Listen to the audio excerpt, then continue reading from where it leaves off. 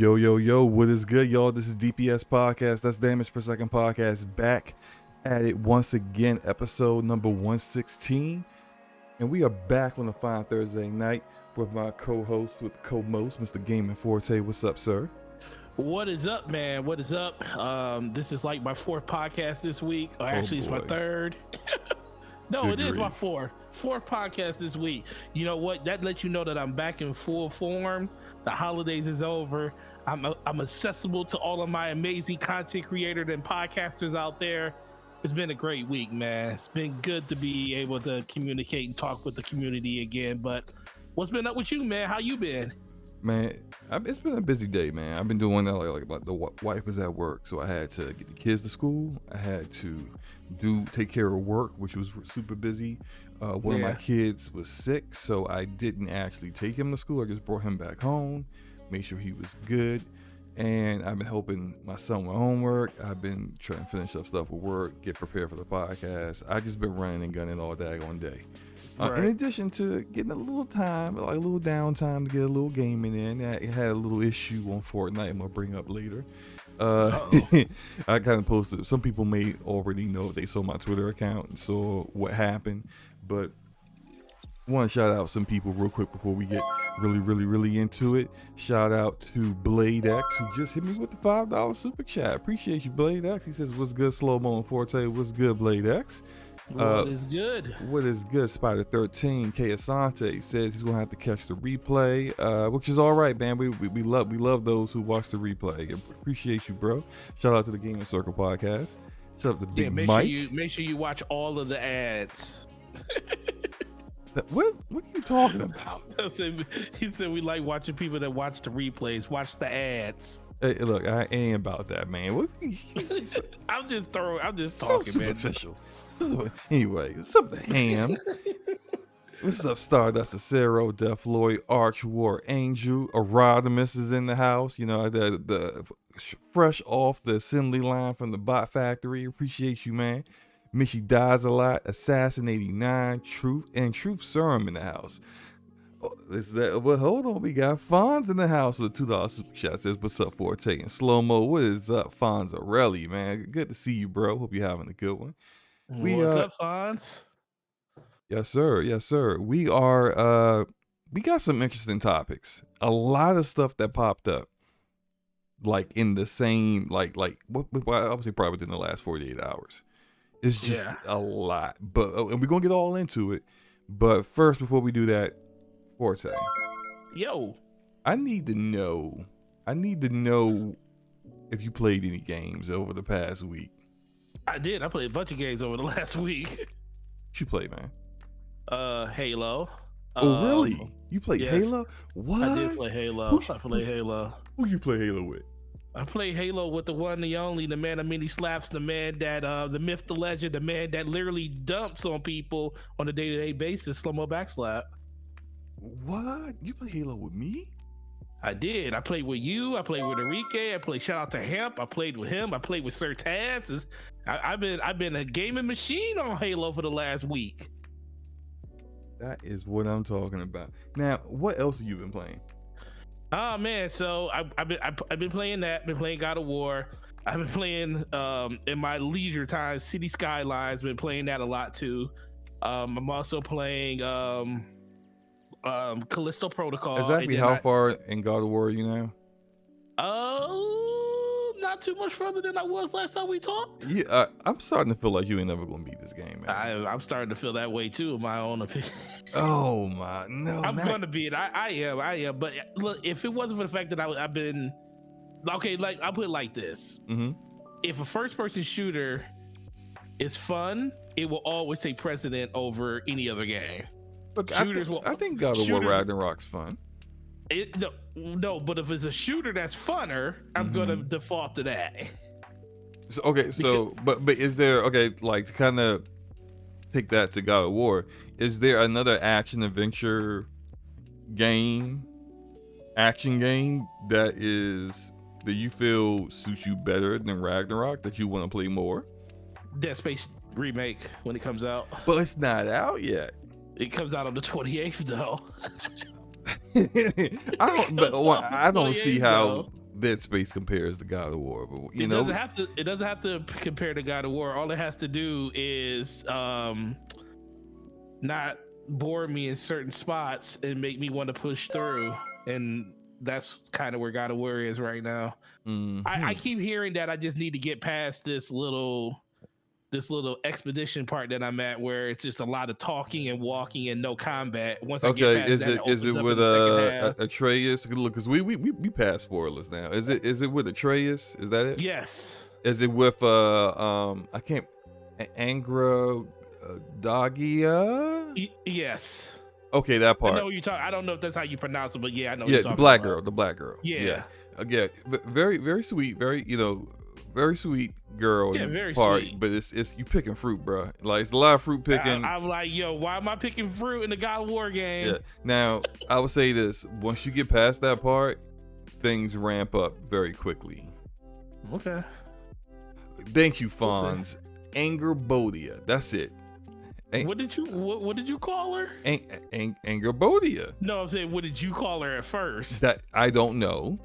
Oh, okay. And I'm not going to try to repeat it. I know the correct pronunciation now, and that's all that matters. Shout out to Enrique, $5 super chat. Said slow mo and Forte. No more 3.5 millimeter jacks. Good God. Oh man, I can't believe we gonna leave that. If you want to know what the backstory on that is, make sure you tune in to the first 10 minutes of rap, and you'll get a really good whiff of it. Enrique is a old man. He's an old man. He's an old man. He's an old man. He is an old man who technology seems to befuddle him at every turn.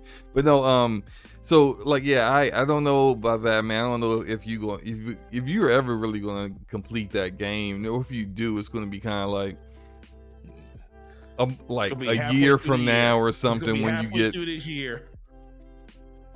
Say what? It's gonna be halfway through this year, probably. It's not looking good, bro. It's not looking good. Got Dead Space on the 28th. Got well, there's a nice little break between because Dead Space. I'll probably beat Dead Space in like 3-4 days. I'm gonna run through that one. Are you sure? Because you talked you was going to run through Ragnarok, and I thought I was. Well, okay, so part of me wants to get. Okay, I'm gonna tell you how I am. The biggest thing with games. It's not all Ragnarok. It's also part of, like, if I'm into a game, I'm like, I try to beat it as soon as possible. Think about Halo. Halo, I beat that over the course of 2.5 weeks. I like grinded that out. Like I was in there every day playing it until I finally beat it. Mm-hmm. And it was like that. Think about what was that other game? Shadow Warrior. Remember, I was playing Shadow Warrior like every day. Once a game catches my attention, I usually just no life it until I'm done with it. And the thing is, I think God of War with the release date coming out during the holidays and wanting to sleep as much as possible, because I was working 60 hours a week, it felt. It was more okay, usually I would just jump up, I'll play God of War, or I'll play 2-3 hours of it. But by the time I would get home from work, I'm like, nah, man, I'm going to bed. And then next thing I know, I'm asleep. And then next thing I'm repeating the cycle from the day before. And I just never got a chance to really get into it as much as I would. I think the longest play session of God of War I had maybe was 2 hours. Compared to 2018, I vividly remember having a 7-8 hour day playing that game, because I was off the next day. I stayed up to 6 o'clock in the morning, hit a couple of really good spots in the game where it made me want to continue. And I just never really got to that part with this. Mm-hmm. I already know when Dead Space comes out, I just want to play that, because it's one of my favorite games. Can you play that? Can you play the 5 hours I have to play for me? Can you just knock that out for me? No, look, I'll give you all the info to my channel, so you can just go live on my channel and just play Dead Space for 5 hours. But they want to hear your voice and your suffering, which is awful. Y'all some awful people wanting to hear that. Anyway. But it's gonna be fun though. But guess what? There's a lot of games coming out at the end of this, the beginning of next month. Next month is going to be a huge month for games, so you'll be able to cleanse your palate by the time you get done with Dead Space. Oh, it's a ton of stuff coming out. Like just this month alone, right? Fire Emblem Engage. There's Forspoken. I'm not quite certain how much I'm really going to like. Forspoken, I'm still getting it, but I don't know whether. Like if that story is CW-esque as it seems, if it's as bad as it seems, I'm probably going to put it on pause for a while. The difference between so like I don't think it would be as boring to me as Horizon Forbidden West was. See, like I did probably about I actually checked the time on my PSN account. I did 18 hours of that game before I put it down. But it was what really irked me was the plot twist. Because I was already bored, but then there was that plot twist, and I was just like, nah, fam, nah. So I know the game is like I checked time to beat for the game, and it's like 30 hours, and I know I could probably just do a couple side quests, really push through, do a good 15 hours and beat the game. I expect to do that at some point this year. But the difference between that and Forspoken is that when I played the demo, although it took me maybe about 30-40 minutes to get adjusted to the controls, and I think since I'm definitely going to be playing it on PC, I'm probably going to use my Elite controller, because trying to play it on when I did a demo on PS5, and the way I never liked the way L1 and L2 like the bumper triggers are on that. I like actual triggers like the way the Xbox does it. I'm gonna try a regular controller initially, but I think I'm probably just going to use my Elite controller and then have a profile to kind of use the back paddles for some of the like switching of your abilities and switching back and forth between Freya's magic and her cuff's magic, that kind of stuff. But regardless, I really enjoyed, after I got used to it, the combat. And so if I can enjoy the combat, I can kind of ignore and plus like I was able to turn down the banter between her and the cuff, which is really just painful. It's awful. It's painful. It's ridiculous. But I think that'll be fine. I think that will work out. Yeah, I do too. But no, like there's that. There's Fire Emblem Engage. There's something else coming out this month though. I can't remember what it is, but like as we were saying, absolutely game after game after game after game coming out. So yeah, like I'm gonna get that 5 hours in on Dead Space, and then I'm gonna uninstall with the swiftness to get back to the stuff that I like to play. Oh my god, you're terrible. I know. I'm sorry. But for me, what I've been playing. So I want to tell you the story about Fortnite. So this is what happened with Fortnite earlier today. So I'm playing Fortnite with my boy Numsy. You know Numsy. And shout out to Numsy, he might be listening. And we're playing Fortnite, we're doing duos, and we're having a great match actually. We're just slaughtering everybody left and right. We already got up to like 9 kills. It's great. And we're going through, we're just killing everybody. We run up on 2 other duos fighting each other. Shout out to Cassie Cage in the chat. What's up, Cage? What's up, Flame? What's up, guys? I want to say some hi to people. Like, oh wait, did I do a Rob as a super chat? I did not. No, you didn't. Shout out to Around the $5 super chat. Says Slow Mo, you call me a bot, but I beat God of War Ragnarok. You still a bot? You are a premium bot on the assembly line from the bot factory, sir. You're still a bot, sir. But we love you all. We love you all the same, man. Yeah, Fortnite. So like in Fortnite, I'm playing the game. We run up on 2 duos fighting each other. Of course, we ambushed them. We slaughtered them all. I'm going to pick up stuff. I'm going to pick up like, loot and everything. Forte. I got ricocheted across the map. I mean, like I saw, how like what happens when you've played it since the new chapter started, right? You know what it's like when you get hit by a hammer. One of those, so like you get knocked far away. It sends you across the map pretty much. I literally got sent across the map this time. Like literally sent across the map. We were over near where you probably don't know. You haven't played too much, but people who play Fortnite will know. We were over near where the Citadel was. This huge castle that's like on the upper northwest side of the map. I got knocked all the way to where we first dropped at by the shore on the east side. I got knocked across the map. And of course I was down. Right, you probably hit a wall real hard. And Numsy's like, hey, where'd you go? And I'm like, bruh, check the map. I'm all the way across the map. How did this happen? There's no one hit me. Everybody was dead. It makes no sense. The bugs in Fortnite, absolutely ridiculous at this point. Well, ever since they moved everything over to Unreal 5, it got really buggy. Well, it was already on Unreal 5 in the last chapter. They moved it over in the middle of the last chapter. But where it's at right now, it's like it's on. When they did chapter 4, they put it on what is called 5.1. Mm-hmm. And I mean, look, it's beautiful. It's awesome looking. It's a great looking game, and it looks even better now with the lumen and the nanite and all that great stuff.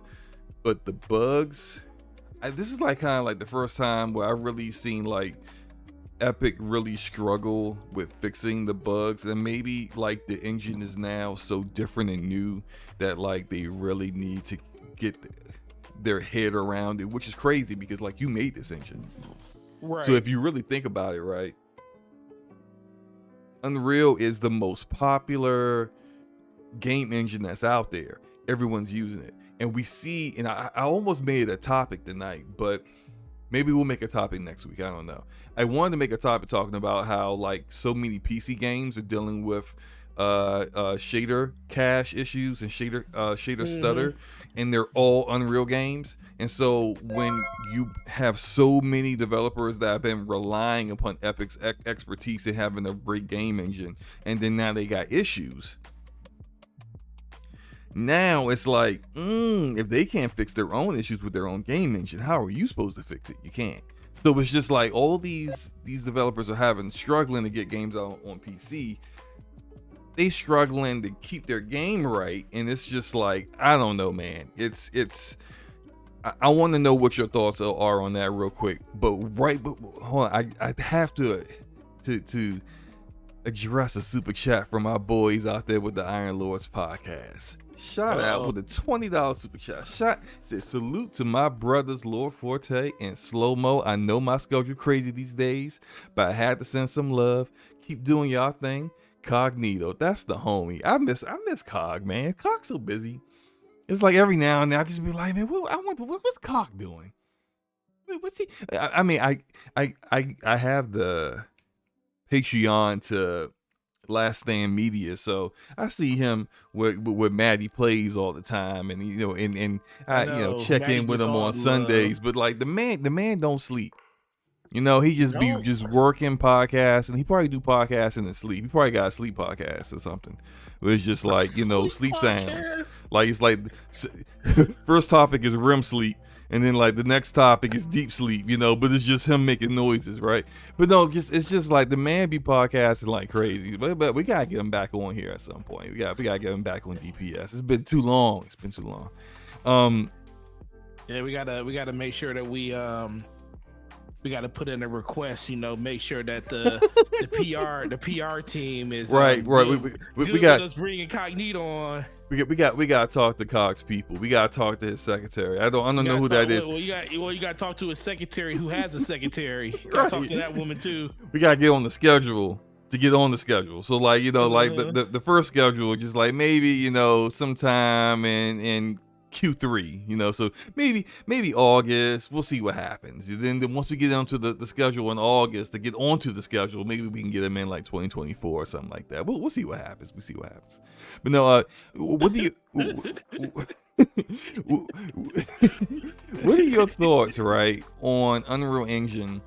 And I guess we could just talk about a little mini topic real quick. What are your thoughts on Unreal Engine and its issues right now, because it seems like Epic can't even fix their game, and Fortnite's their baby. Fortnite is their showpiece. It's kind of like how Gears of War back in the day was their showpiece. Ooh, look at what we did with Gears. You could do this with your game. Use our engine. And Fortnite has done that even better than Gears ever could, because the game is so popular. It's one of the most popular games in the entire world, and it prints money. But like, it's beautiful and great demo and everything, but even you can't fix your game. And you got like the sprint bug was there for like 2 months. Yeah, I think it's just the simple fact that they have been so deep in just development for Fortnite.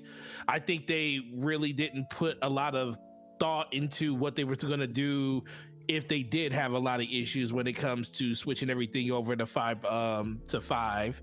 Once they did that, it was like, okay, it worked perfectly fine at first, but then once they did the latest update to 5.1, it broke everything. And that's the one thing I always try to tell people. It is a thing called spaghetti code. I guarantee you, Fortnite probably got a lot of it. And at some point, all it takes is 1-0 or 1-1 to throw off the whole balance of the game. And now they have to dig through the code to figure out exactly what that thing is. The only good thing is it's not a game-breaking bug. I mean, it is annoying, all the stuff that is happening inside the game, especially with the shaders and stuff like that. The things that actually stand out the most that's supposed to make 5.1 look so amazing is the fact that it's a good-looking version of Fortnite. But I also think they're looking at it like, listen, we got one freaking team.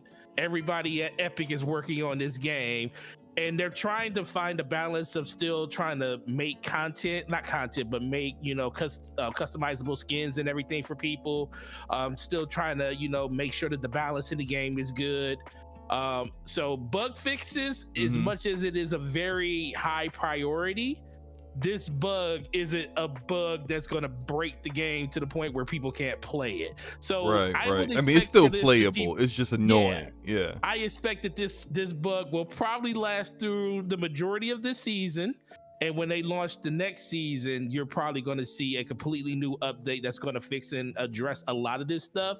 But until then, I think they want to stay on that cadence where they're not really pushing seasons back, because stuff like this can be super hard to find. This is something that happens with Bungie all the time. That's why we get late updates to the game and metas stay like, unfixed or unchanged or unchecked for months and stuff, because they're like, well, secretly we gotta make sure that we're still making content for the game and stuff. We gotta make sure that these DLCs are coming out when they're supposed to come out.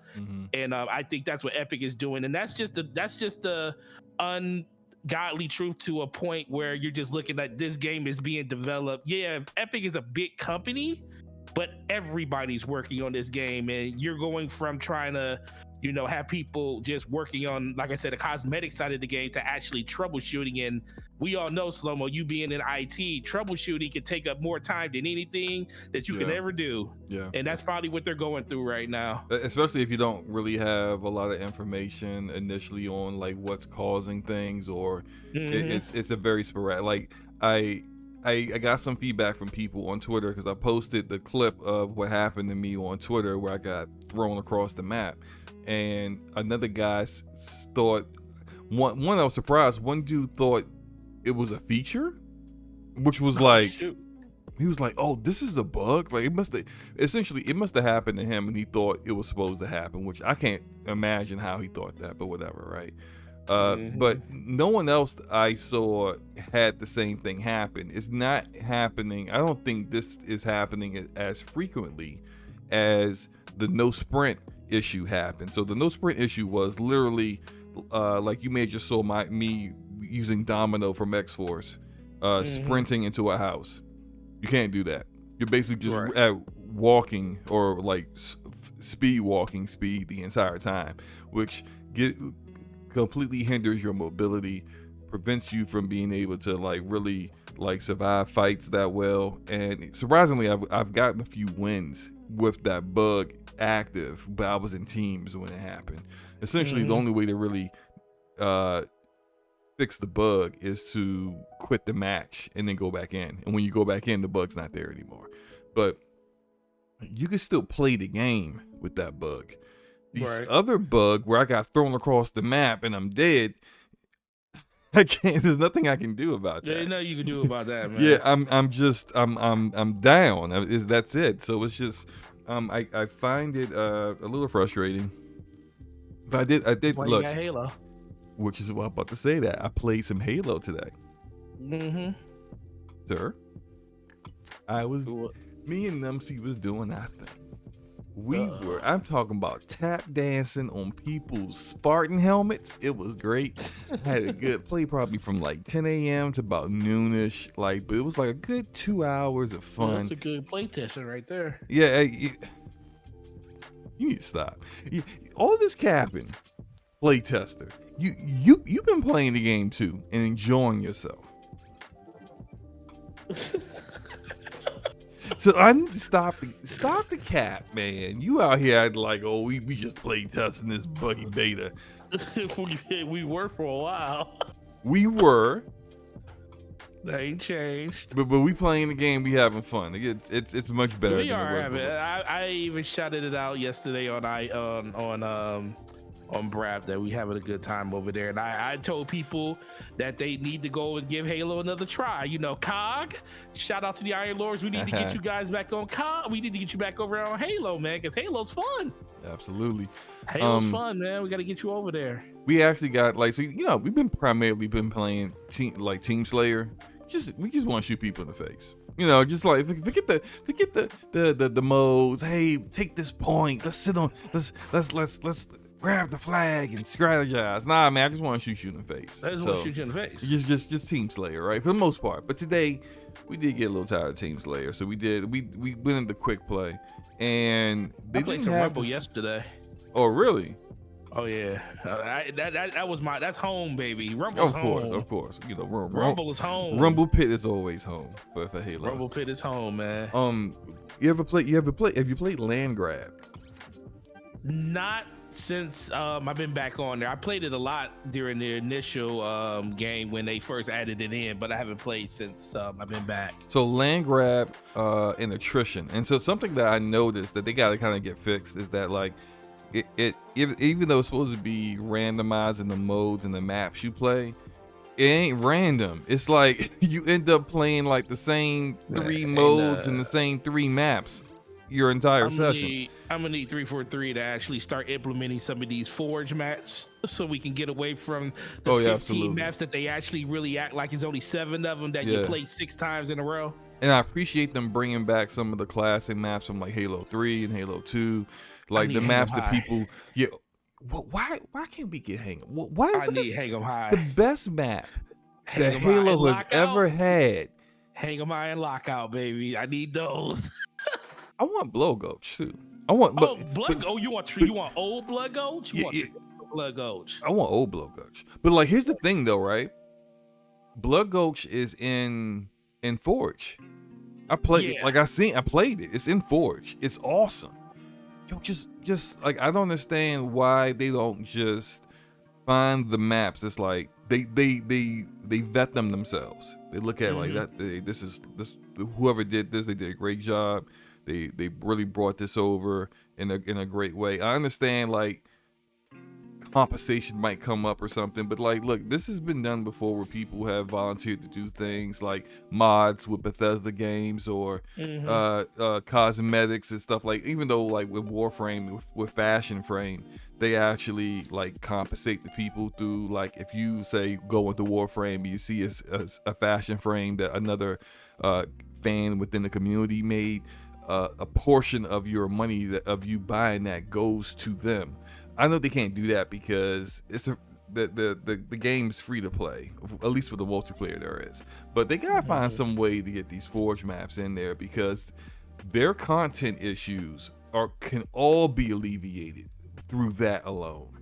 I agree with that. I mean, some of these modes are awesome. They got freaking like Mario Kart maps in there and stuff, and they're just driving the mongooses and racing, and there's a Stranger Things map with the mine eraser. What the heck is that thing's name? I don't know. Whatever the thing's name is in Stranger Things, like in the background, it's awesome. It's just that like you don't really get any of that stuff if you're just playing the regular modes and not actually looking for it. And they should be basically pushing great content onto the players and not having the players go have to seek it out.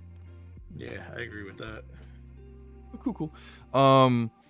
I need to finish XCOM Chimera Squad. I'm near the end. I want to finish that before these games start dropping, before Forspoken and Fire Emblem Engage come out. Because once those two games come out, I'm really not trying to play anything else unless it's my multiplayer games, like me playing Halo with you guys, Fortnite with the fellas, COD. I'm still playing COD every now and then, but like those multiplayer games I'll still play. Rogue Company, of course, right? But anything outside of that, I'm just gonna be playing those two games until, I mean, what else comes out in February? I can't remember, but regardless, I'm just trying to play those two games, and I need to finish up on a lot of the stuff that I'm playing. Did I tell you I bought Gotham Knights? No, you didn't. Why? Well, it was on super sale, man. I got it. It was $41 is not a super sale. I got it for $25 on PC. Yeah. Oh, okay. But still, why? I don't know. Look, it was on 25. Look, hold on. That's hold on, man. That's like a skin. That's a skin in Fortnite. That is a skin in Fortnite. Crazy enough as it is a skin in Fortnite. I did want to play the game. I just didn't want to like the way it was performing. Like, you know how I am. I will skip a game if it performs is still crazy. Performing that way. I mean, I don't know. Is this? I'll find out. I have it installed. If it plays like doo-doo, I will move on and I will uninstall it, and then I may reinstall if they actually finally fix it. But this is like WB Montreal, and they probably won't. I mean, they never fixed Arkham Origins on PC anyway. They sure didn't. Anyway, but that's what I'm playing. I think we've been talking about what we've been playing a little too long. Omar said you still pay too much. We'll see if I play it and I can play it at an acceptable frame rate. Top of the night, Cat Daddy. What's up, Lurk? How's it going, bro? If I can play it at an acceptable frame rate, which is 60 minimum, I'm good. And okay. I mean, we'll see how it goes. Did you ever beat the campaign for Call of Duty yet? Man, I completely forgot. No, I haven't. I need to do that too. Have you? That's gonna happen this year. I did start it. I got about 30 minutes in, and then I ended up just getting just completely engulfed in the multiplayer. So I'm still gonna beat the campaign. That's definitely going to happen. Okay, I believe you. Let's get into the first topic, because we've been rambling on for about a good 30 minutes about our lives and what we've been doing and whatnot. Let's talk about this. There's a little rumor, there's a little mini topic here. There's a rumor that PS5, the PlayStation 5 software update 7.0 is coming soon, and it's going to bring two things. It's going to bring cloud, like some kind of cloud PS5 update, which is nice. That's nice. But that's not the biggest thing that I wanted to focus on. It's supposed to bring Discord integration, full Discord integration, which is kind of like the way you see Discord integration on an Xbox. Now on Xbox, where you would see the party, if you link your Discord account to your Xbox, you can actually see all of the voice channels for all the Discords that you're in.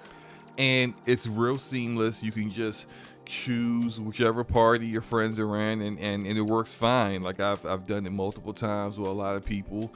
Shout out to Taz, who still refuses to just do it. We were playing Fortnite. He wants to just do regular Xbox party chat, which forces me to use the game bar.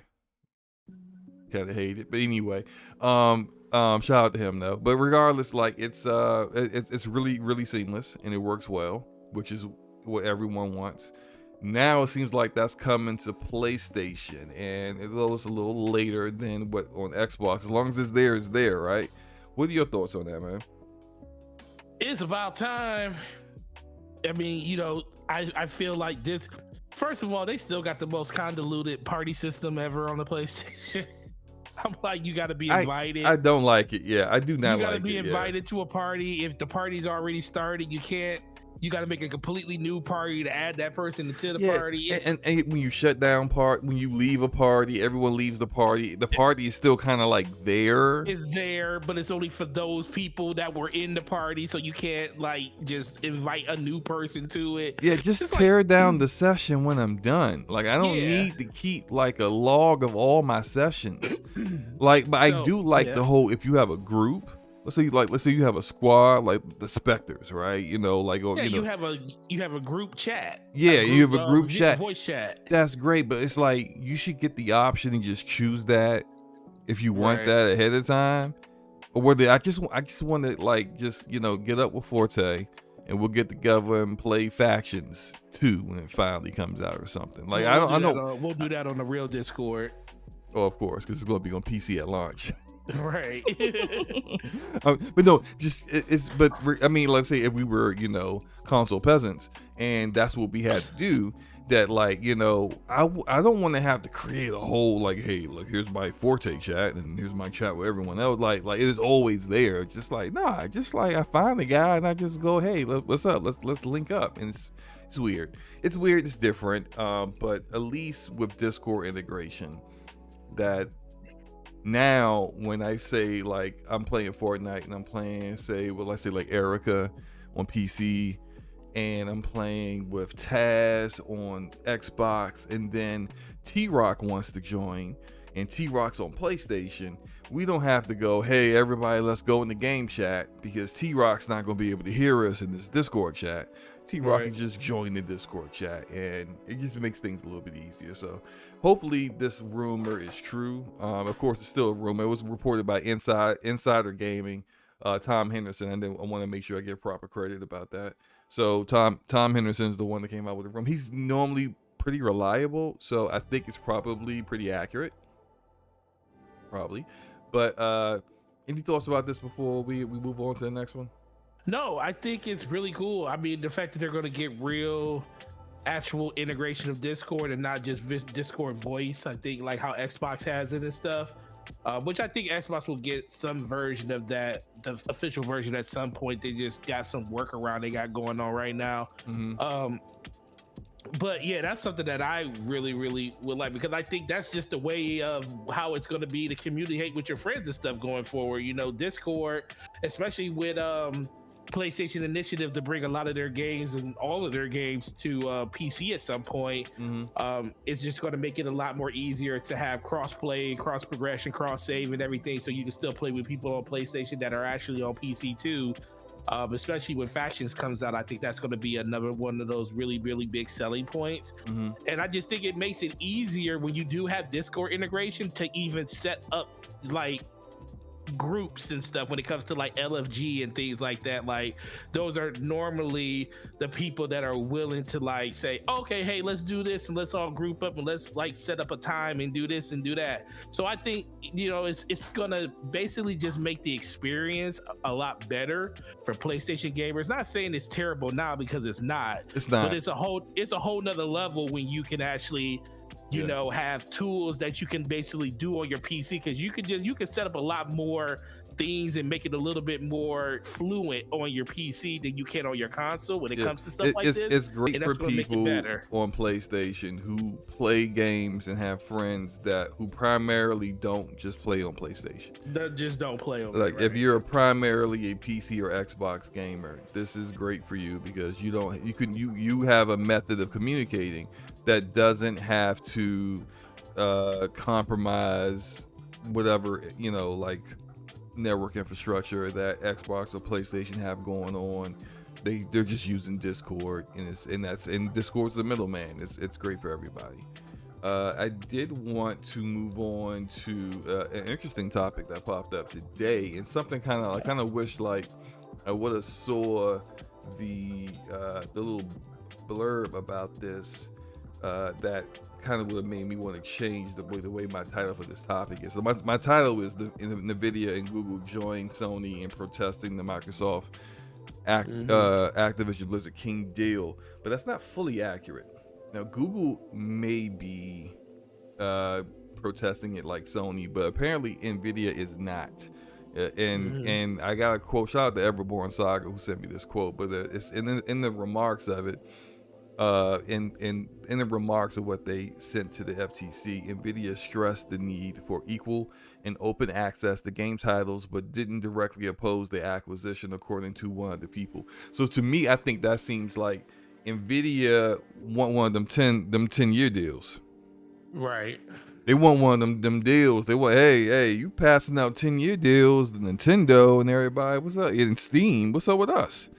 You know, if they could get like a 10-year deal for GeForce Now, which is their cloud service that they have been promoting, and even I think, did they say the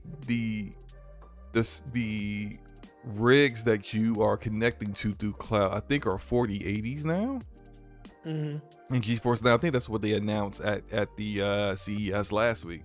So they're putting a lot of effort into it.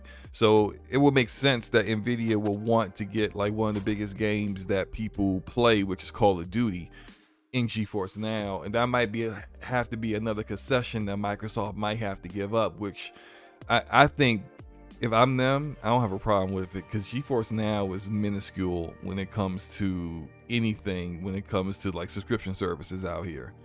And yeah, I would definitely do that. What about you? What do you think about this? No,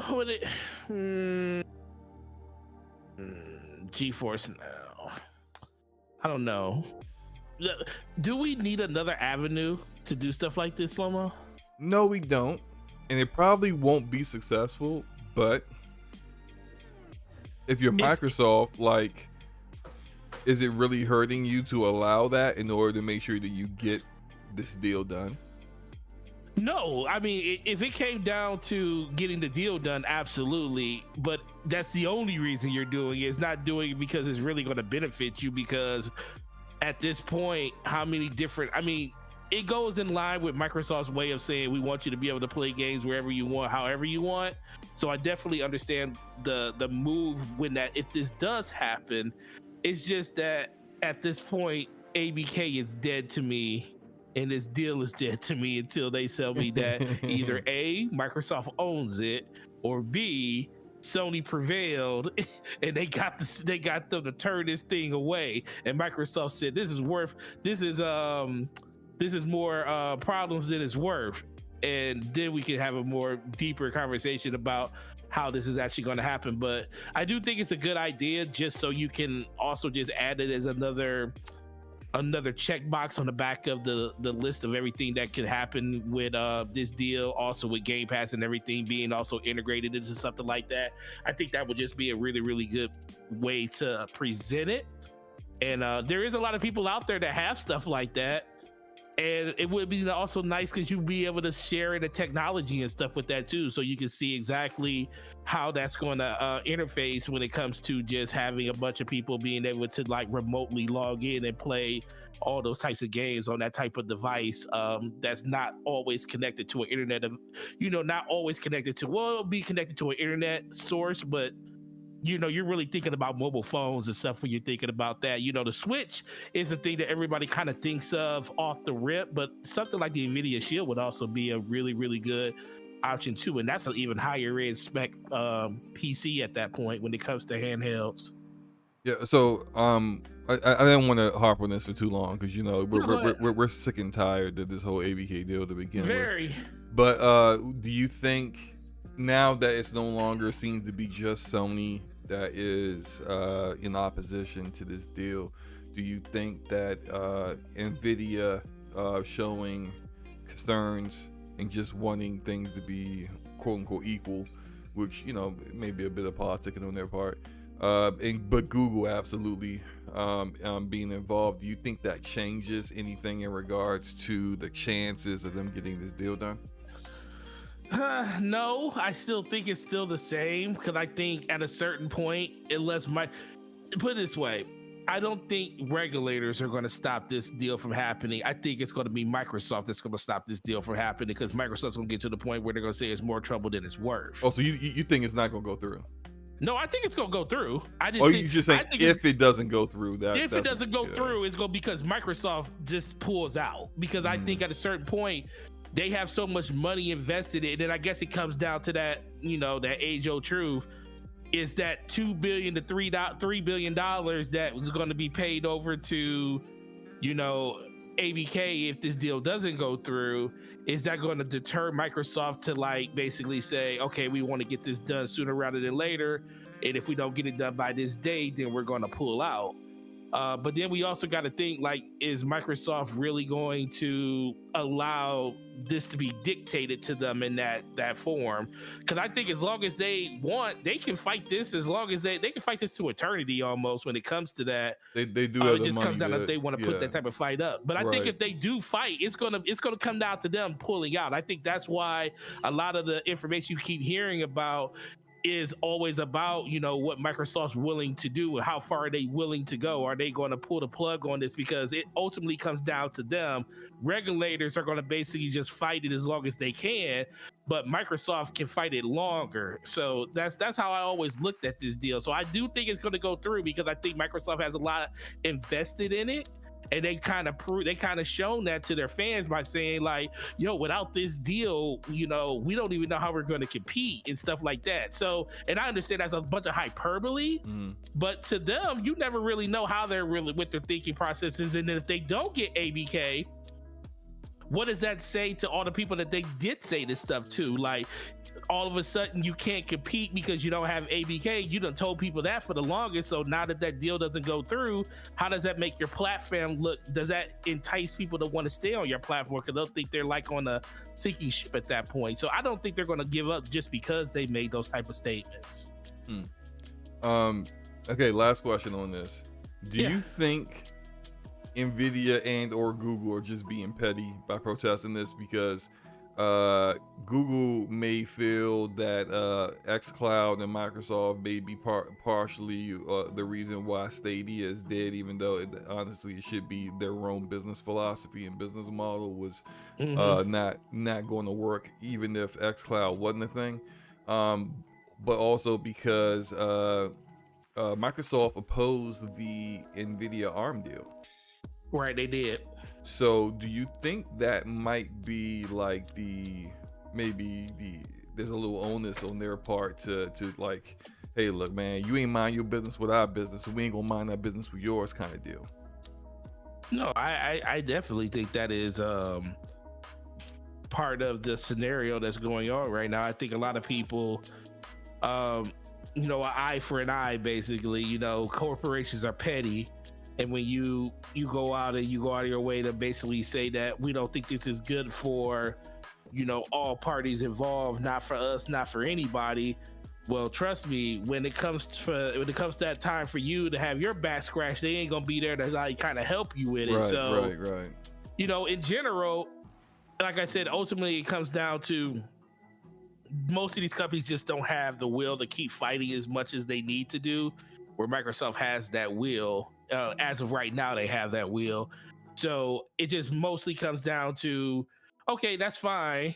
And we know that PlayStation wants to get how PlayStation's been kind of acting about this, and now it seems like they have some kind of allies in it. That can definitely help the fight, stay longer and help regulators want to push back a little bit more. But ultimately, it just comes back to how much does Microsoft want to invest into this, and do they want to do it long term? Yeah, I agree. I think that, and to finish this up and we can move on, I think ultimately what's going to come down to, the FTC might be the biggest fight that they have with this, because it is the biggest fight. Legit the biggest one. The CMA and the EU, I think they're going to take the concessions that Microsoft are providing, and they're just going to approve it. I think that will happen before this coming E3. The FTC, though, I think I read in the Bloomberg report that they have set a date, or at least a month, for their hearing for August or something like that. So, which is already past the initial point where Microsoft wanted the deal to be done or anticipated the deal to be done. And then at that point, they'll have to like get with Activision and make sure everything is good to continue forward and push forward with the deal and the parameters that they had already set last year, which at that point, that could be a point where they could choose to just drop this whole thing, you know, either party really, and then like Microsoft may have to, you know, owe Activision some money. But I think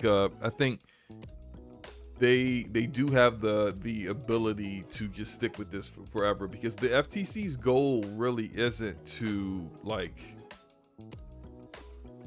it's not their job to block the deal. It's right. It's like the one thing that they said you should have had your house in order before it even came to our table. Yeah, which is like whatever, bro. Like, yeah, like, my response to that is whatever, bro. Like, honestly, this is really they've lost a lot of these cases like this. When it goes to court, they lose. And then they go appeal, and then they do a whole bunch of stall tactics. But when they win these kind of scenarios, it's not because they were legally in the right. They win it because they use these stalling tactics against the corporation to basically test their resolve. How long are you willing to wait to get this done? Oh, you know, think about how all the billions you got tied up in this acquisition, and meanwhile you're not getting any benefits from the acquisition that you made, because we're out here holding everything back, and this could go on for years. At some point, some corporations, no matter how rich they are, may just go, but this wasn't worth it, and move on. Take the money that they were investing into this and use it for something else they might feel would be less problematic. Microsoft actually has the I would say big enough pockets to say, no, we're good until this is done. So I mean, I think ultimately it will get done, but it ain't gonna get done in 2023. 2024 at the earliest, I think. Oh yeah, I agree, 100%. Well, moving on, we have a leak out here. This new leak is about Sony XDev Studio. Did you hear about this? I did not. Oh, okay. So fresh news for you. So yeah, I did not hear about this. XDev is a studio under Sony. They are. There was a 6-second clip that was first revealed on.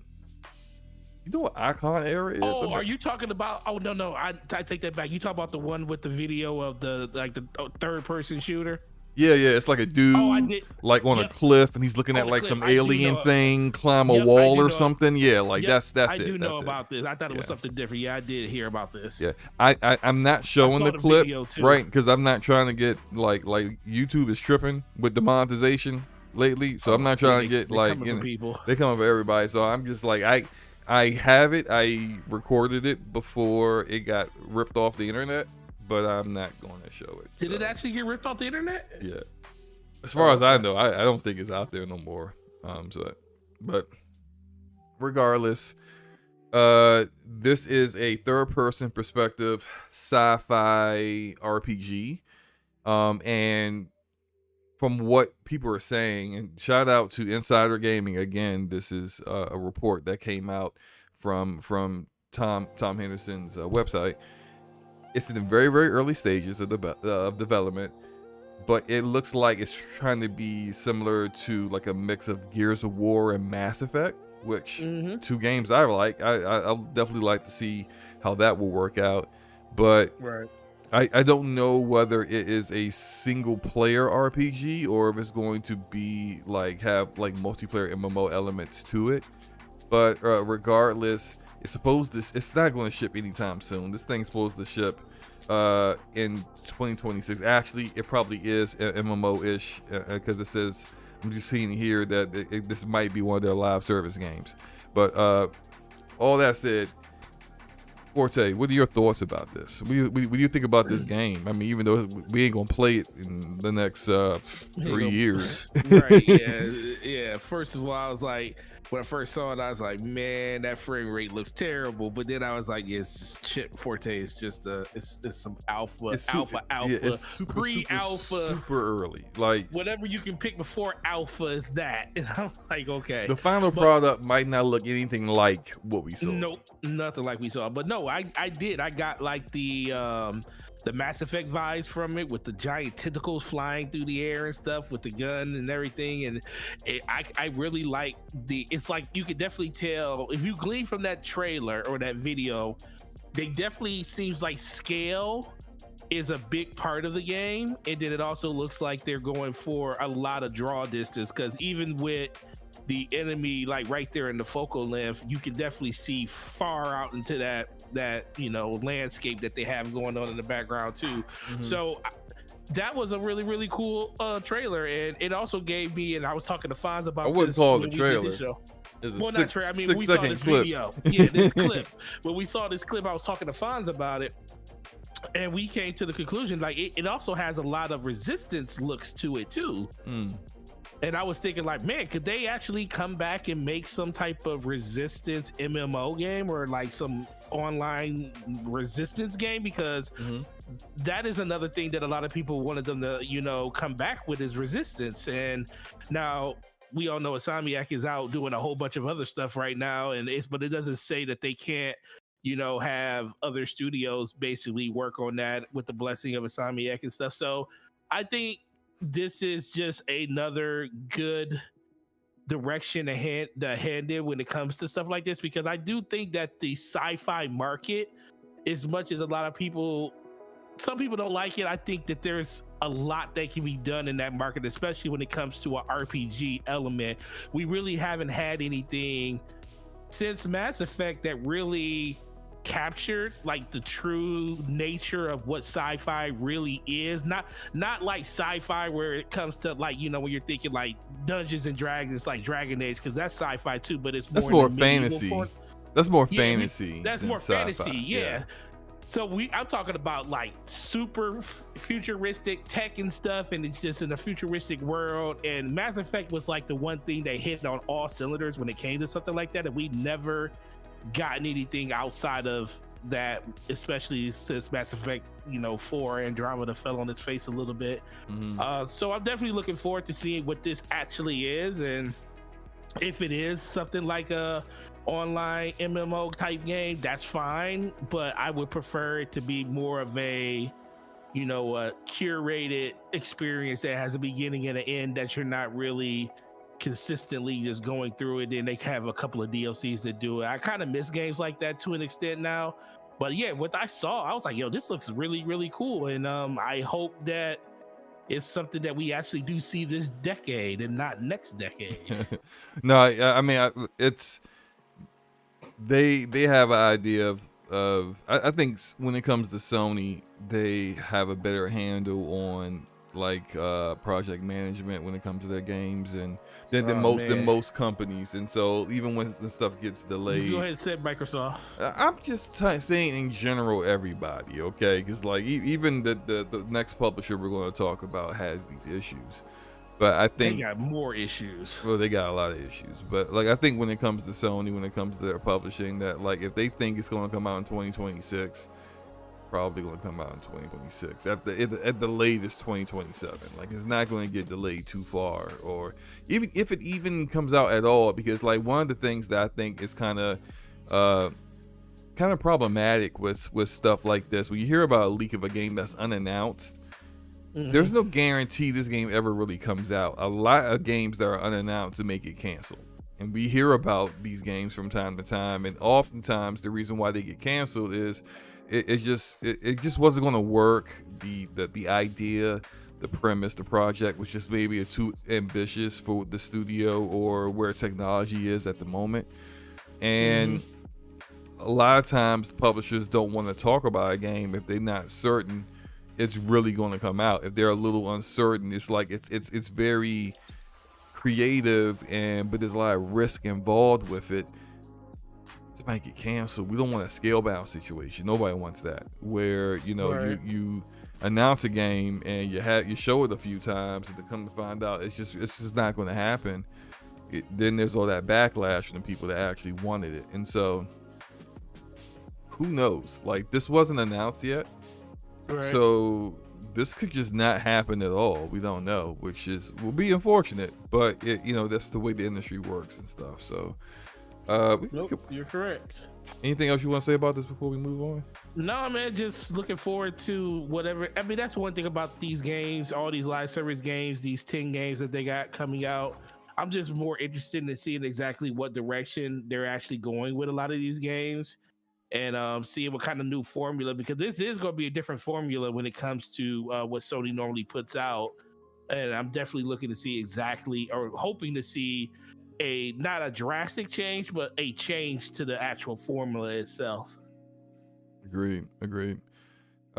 Next, and we need to talk about something that's it's a little problematic for me, because I kind of like, I'm a little upset with how things have been going with this publisher, and in regards to really how it's impacted games that I really, really enjoy. So maybe and this might be a little different actually very different for other people. If anyone was to talk about what their game of last generation was, a lot of people would say stuff like Red Dead 2, The Last of Us Part 2, God of War 2018. People will have a lot of of these more popular games, Bloodborne, stuff like that, like all the usual games. My game of last generation is probably the Division 1. And that probably would be, people would be like, huh?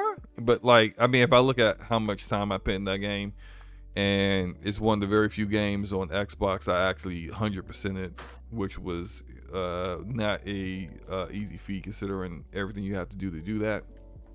In that game especially. Yeah, and just the modes and everything that were so innovative that I see not necessarily being copied, but the influences of what they did in that game being used in other games today. That's probably my game of last generation. And to the reason why I'm even bringing that up is that it seems like I'm not going to be seeing no true Division game anytime soon, because Ubisoft is in some trouble. And there's a lot to unpack here, but there was a report that came out Tuesday. Wait, is it Tuesday? Maybe. No, actually, I think it was yesterday. And this report came from Steven Totillo, and he's talking about how Ubisoft has been facing much slower sales than what they anticipated. Skull and Bones, which has been delayed multiple times already, has been delayed again. And so last July of 2022, they canceled 4 unannounced games. They have now canceled 3 more unannounced games. So it's a total of 7 games within the past year that they were in development on. Yeah, that's probably there's another part where he spoke about, I need to find the exact part, but natural attrition, divesting of non-core assets. Like, that sounds like maybe selling off IPs, shutting down studios that aren't really doing a lot of work. No one likes to see stuff like that. Now, Tencent invested in the I guess the trust of the firm, whatever you want to call it, that the family that owns Ubisoft has, which shout out to Hamp with this. Hamp believes that's more of like them really kind of covering themselves in case this whole thing goes down. Like the house of cards here kind of just falls apart. They got a golden parachute, so to speak. Ubisoft has been putting their games on Steam. I guess that's to kind of like push sales on PC. a lot of their stuff is on like super sale right now. So if there's any Ubisoft game that you were interested in, go ahead and pick it up, because it's probably has never been as cheap as it is now. But Yeah, they giving games away now. some of the first thing I want to talk about is the CEO Yves Guillemot. That's his name. His comments internally to his developers. And Forte, you work at GameStop. You guys have been through some difficult times. I want to know what your thoughts are if anyone at GameStop said this to you. Mm-hmm. Today, more than ever, I need your full energy and commitment to ensure we get back on the path to success. And then he said that, let me find it here. He said specifically that we need to stay on budget and on schedule.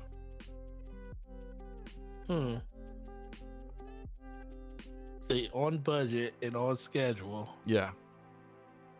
And you need our help to do that. It just sounds like you didn't manage everything from the beginning up front. Right. So like, it's weird in the gaming industry. Why do we have to help? I never get stuff like that. It always comes back to, it seems like he told them in an email, the ball is in your court to deliver on time and on budget. Okay. So what's your job? Who set the budget? Right. What's your job? Who set the schedule? Why is it the onus on me? Why is the ball in my court to make sure I cover for your poor management? Mm-hmm. That's crazy, bro. Look, that's wild. This is what it reminds me of, and I it's like them telling us that we need you guys to keep your stores open with the payroll that we gave you, and I'm like, we don't have enough payroll to keep the store open. Well, I need you to figure it out. Well, you're the one that made the payroll budget, so how am I supposed to do this? Exactly. Tell me how I'm supposed to do this. I'm gonna tell a little story. I used to, about a decade ago. That's a little more than a decade ago. A decade ago. I used to work for a rental-car company. I'm not going to say which one, because I honestly don't want to smoke with them. You used to work with Hertz, I bet. I'm not saying the name of the company I used to work for. Is it a regional or is it a national chain? What? I'm not saying, man. I'll tell you offline. But look. Okay, cool. The CEO of the company was constantly jumping out there and telling investors, "Oh, we're gonna do this. We're gonna do that this quarter. We're gonna hit these benchmarks." And I guess a little inside baseball when it comes to CEOs. Anytime a CEO says something like that, or they give a promise to investors, if they don't deliver on the promise, it impacts the CEO's like rating or something. Mm-hmm.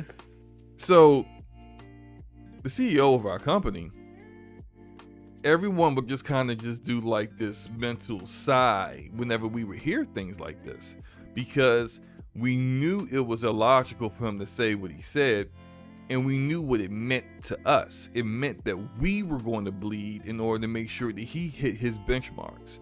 So, for example, he would say certain things like, "Oh, we're going to slash expenses by 15% this next quarter." What did that mean? That mean that we couldn't gas up cars. Mm-hmm. That means that whatever gas we got the car ran at, even if it was on E, we gotta send it back out on E, and deal with the customer service hit that would come from that. Because, like, I mean, who's trying to drive around on E to make sure they get the car back on E? You know, it was ridiculous. We couldn't use our gas cards to gas up cars. We couldn't wash cars sometimes. We had to slash expenses that hard. And all that That's stuff affects crazy. customer service. But did they give us a reprieve on customer service ratings? No, of course not. No, of course they And, didn't. and so, like, that's what that kind of comment reminds me of. It's very tone deaf, and it's very much like, I don't care what you're doing and how much you're working to get these games out. And it also kind of tells me as a consumer that these games are coming in hot. Because if you're worried about the balls in their court to deliver on time and on budget, at no point did that comment say the ball is in your court to deliver a quality, stable product at launch.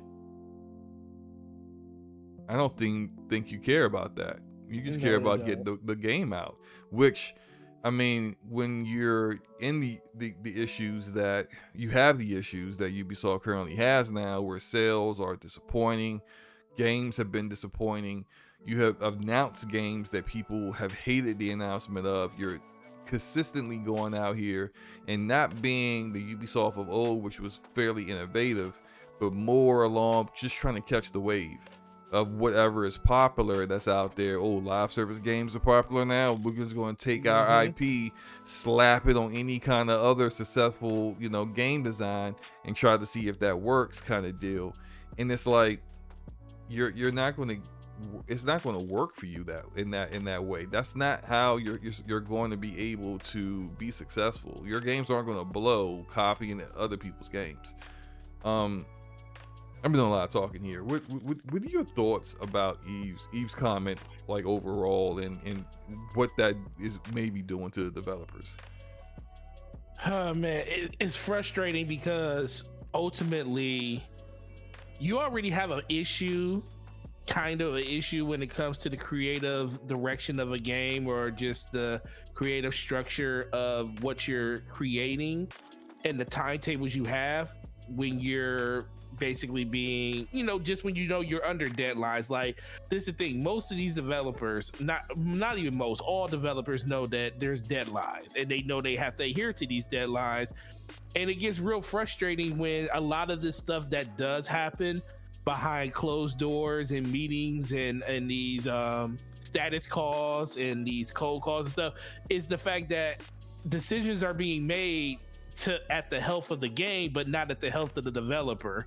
Most of these developers are like, listen, you want us to do all of these things, but then the things that you implement, or the things that you say, like, okay, well, we want to cut back on this and we want to cut back on that. Well, I worked on this for like 6 months. And it's like kind of a defeating, or a morale defeating thing when things get changed on you after you worked on it for so long, just in the time that you want to get the game out the door. I get that it's all business and stuff like that, but sometimes you got to sit there and think, like, okay, what is the best strategy to come to my people and tell them that we need to do this, or we need to pivot there, we need to do this. Sometimes you just gotta look at it as like, well, I'm not going to pivot on this because I know people have been working really hard, but what is something that what is a milestone we haven't gotten to yet? Or just come out and say, hey, we're willing to give you more time. Because I think developers, if you tell them we're going to give you as much time as possible, you probably still got to light a fire on them every once in a while, but at least they understand, like, okay, it's all about the game. It's all about, we don't want to make make developers struggle to get stuff out the door. We don't want to, break morale and stuff like that. And I think a lot of leaders, or people that find themselves in leadership positions, don't really know what being a leader is. Sometimes they think it's just like, oh, we're just managing the books and we're making sure that everything stays on schedule and stuff like that. No, it's more than leader. It's way more than leadership than just finishing. It's a skill set. P&L or sport. It's a skill set. Yeah. Managing is a skill set, and unfortunately, in too many companies, and mostly the companies that struggle, or the companies that have high turnover, they promote people because they were good at doing something that had nothing to do with managing, do with managing people. Like the lead engineer is someone who is excellent at like programming and all kinds of other stuff that has nothing to do with actually managing people. Like, you don't know how to manage people, and that becomes problematic because a lot of those kind of people, what they do is they expect everyone to be as good as they are in their particular field. So they think that everyone should be on the same skill level as them with that. So like, it only takes me X amount of time to get this done. Everyone should be only taking the X amount of time to get this done. Or, well, I crunched and worked 80-hour work weeks to get this stuff done. I expect the entire team to do so, even though that's not really a requirement of the job. But now you've unofficially made it a mandatory thing when it's really before you became lead of that team, it was a voluntary thing. So it's just like I always found that to be very problematic when people are just that they're really good at doing what they do, but they suck at managing people, and they suck at managing a project. And it's not like project management isn't easy, but it just seems like companies think that anybody can do it, and not anybody can do it. Like you should be hiring people who are specifically good at that thing, keeping people on task, creating deadlines and benchmarks that make sense, understanding what the team is going through. You don't have to be an expert at what they do, but have enough of an understanding of what they do in order to know when they are being full of it or when they are being truthful when they say, we can't realistically get this amount of work done in time in order to hit this deadline. We need another month or two. Like that kind of stuff's important, and I find it unfortunate whenever I see clear cases of mismanagement happening. Now, in regards to the footage I'm showing, which is the Division 2, and me bringing up the Division 1, is the kind of talk that's coming out from Ubisoft makes me kind of feel like, especially in light of Tencent getting involved, and we all seen this song and dance with Tencent. They start investing in the company, they're helping them out. The company really hasn't changed their business philosophy whatsoever, and then next thing you know, Tencent owns them. And looking at Ubisoft now, it seems like to me, and maybe you see things a little differently, but it seems to me, even though they have 20 plus studios, the only studio that seems to be important for Ubisoft right now is Massive Entertainment. True. Massive Entertainment has made the Snowdrop engine, which is the engine that they have used for Mario Rabbids. It's the engine that powers the Division 1 and 2. It's the engine and it's also the engine that is running their two most important games right now. So essentially, and shout out to Benji Sales, because me and Benji on Twitter had discussed this briefly, that we both kind of feel like the Avatar game, which is supposed to be kind of like an MMO-ish kind of game, open world game that's supposed to tie into the Avatar movie that just came out last month. I'm sure they wanted that game to be out when the movie came out, but they had to delay the game to this year. Now, my opinion, when they first showed that game, it looked terrible. Just my opinion. Massive is a good developer. They're not a great developer. They're a good developer. They're working on it. They're trying to get it done. They're also working on the lead creative director for the Division games has left the Division, and he's on now another team within Massive that's working on that Star Wars game that we haven't seen yet. But it looks like if those two games don't hit, Ubisoft might be in big trouble. Right. What are your thoughts on that? What are your thoughts on those games, Massive Entertainment being the most important developer for them? And then two, where's the likelihood those games actually are hits? Well, they're making a Star Wars game. But not every Star Wars game is successful. No, they're not. But I mean, yeah, that's you're right about that. They all are. Just like every movie isn't successful. Yeah, they missing a lot more than they hitting right now. Yeah, when it comes to Star they Wars. do.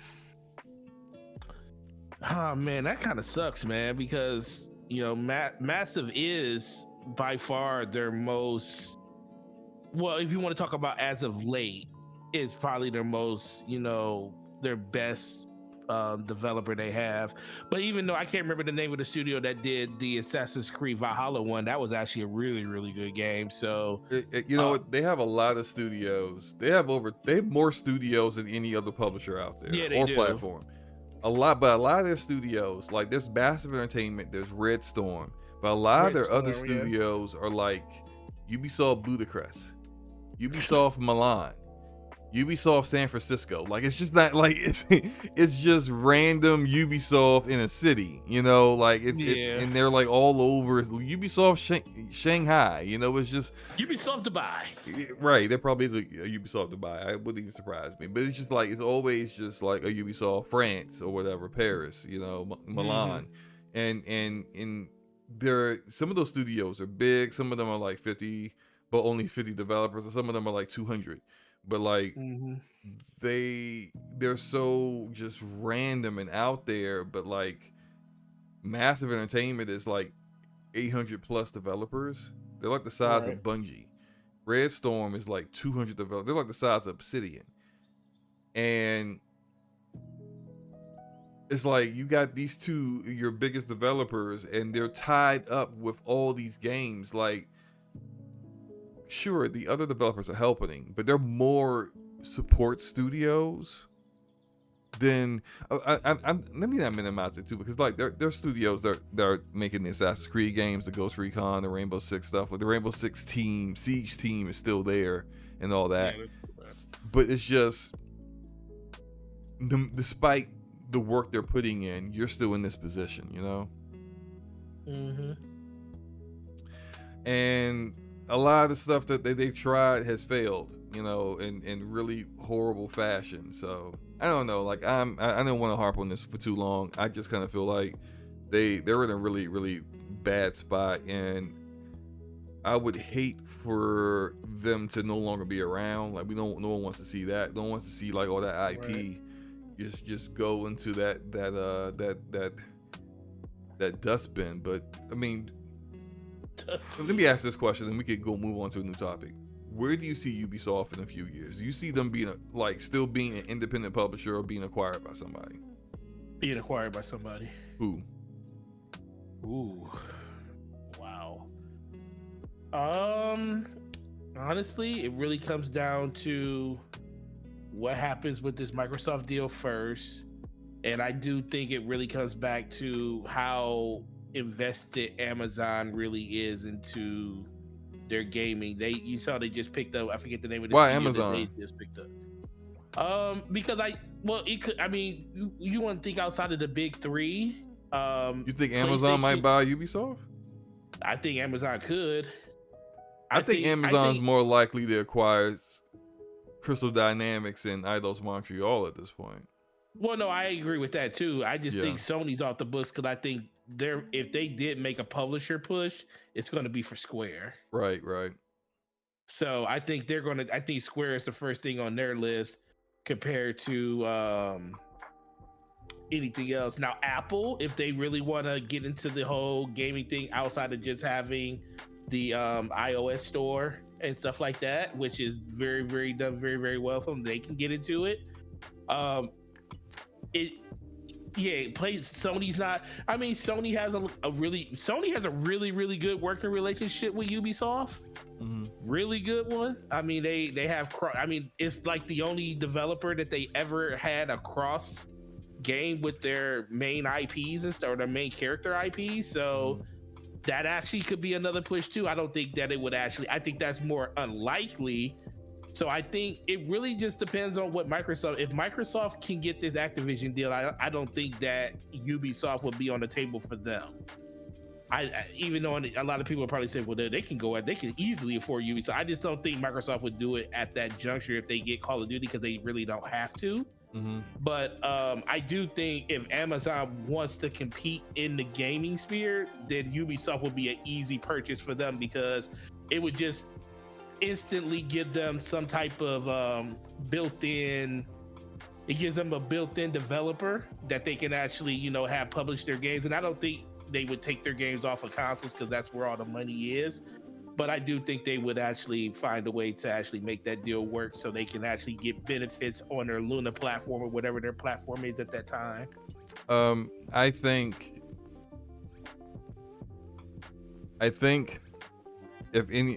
my opinion, I agree with you that they'll be acquired. I don't think they're going to remain independent. Say like this time in 2025, Ubisoft is an independent publisher. I think they would be acquired. I think Tencent probably would be the one that does it though. They already got like I forgot about Tencent could definitely do it too easily. They definitely got the money. They're already working on them when it comes to their usual philosophy when it comes to this kind of stuff.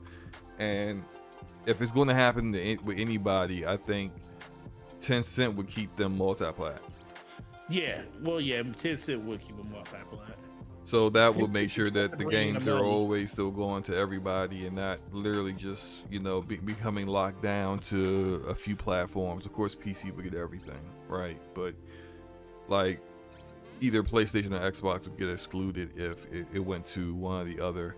Brandino Gaming in the chat thinks Embracer. I don't know if I think the biggest acquisition Embracer has made has been 1 billion, which was for Gearbox. For Gearbox, yeah. And I don't know if Embracer wants to dedicate, because I think the market cap for Ubisoft is like 3 or 4 billion, which that's just the market cap. In order to get them to sign on to be acquired, you're looking at probably having to go anywhere between like 5 and 6 billion in order to make that happen. And I mean, like Sony could do it, but would they want to? I don't think so. Right there. Microsoft could do it. Microsoft could do it pretty well, and appreciate that Brandino just sub to the channel. Shout out to you, Brandino.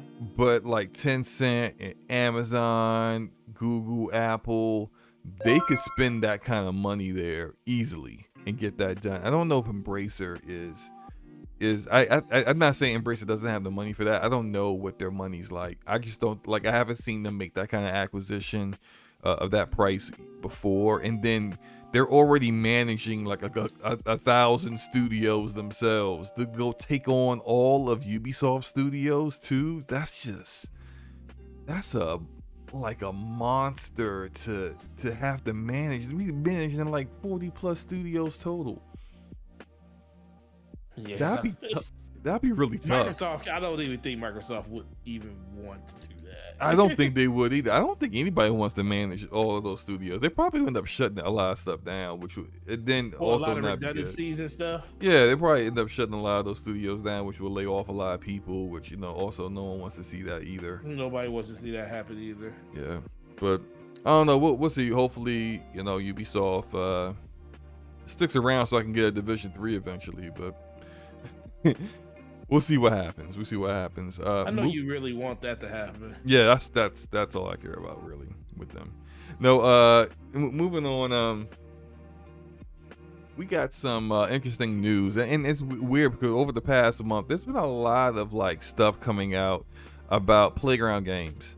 And a lot of it has been like fake news kind of stuff, like people making stuff up on 4chan, and then other times just real things going on. And so their co-founder left a few weeks ago.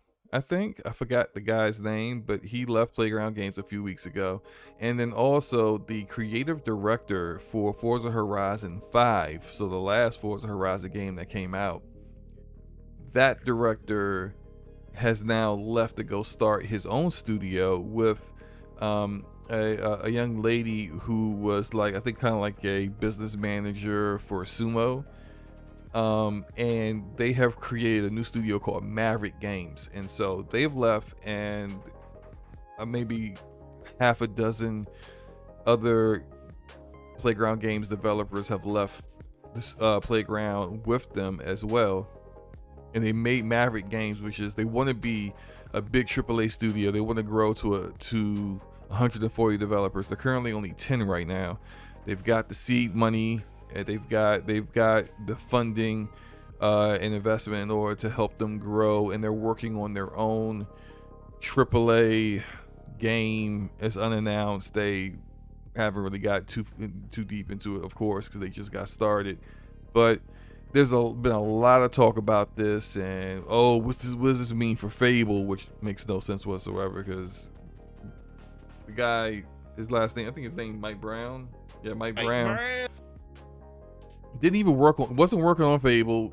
He worked on Forza. So I guess the more accurate way would be like, what does this mean for Forza? Although he was the creative director for Forza Horizon 5, he wasn't the creative director for Forza Horizon 3 or 4. So like the lead director for 4 is still there. It was his time to step up. Right. He didn't want to do it no more.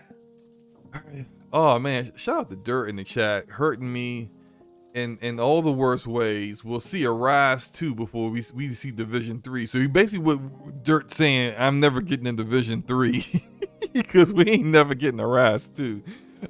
Shout out to Dirt in the chat, man. What's up, man? Shout out to the Weebly Green podcast. Weebly Green. But no, yeah. So back to Playground Games and Mike Brown.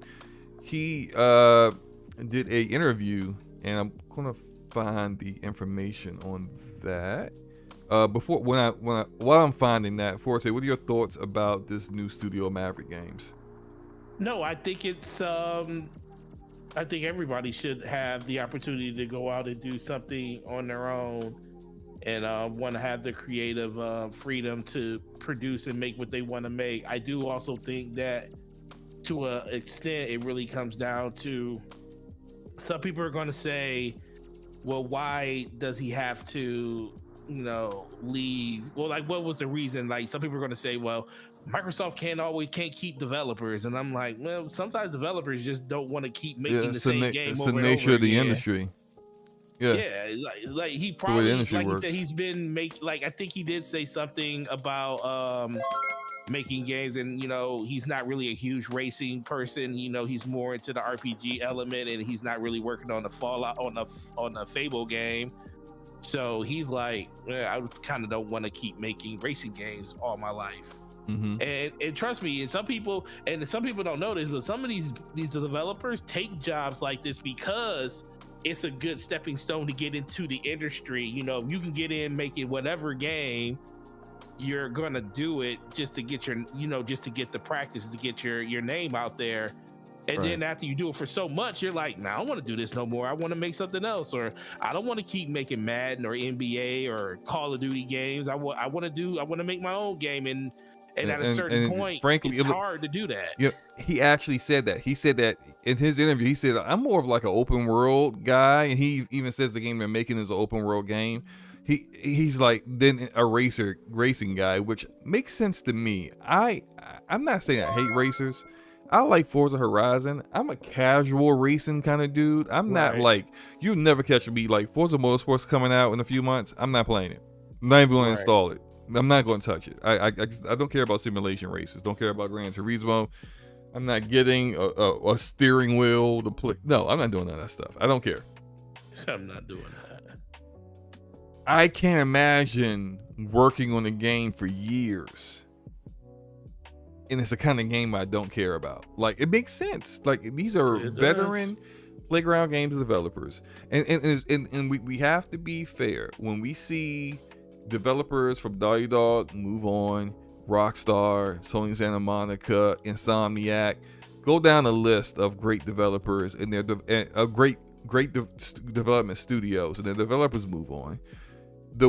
There's always one side that goes, "Ooh, this is bad for that developer," right? Without actually being able to define why it's bad for that developer. And then there's always the other side that's like, they lose people all the time, B. And meanwhile, their next game is still quality. So it's like, it doesn't mean it's doom and gloom for that developer. This isn't Kojima leaving Konami. This is one dude who's probably a very, very good developer and good at his craft, decided to move on and do something new. Like, look at Compulsion Games, for example. Compulsion Games is now owned by Microsoft, but Compulsion was founded by the former founders of Arcane.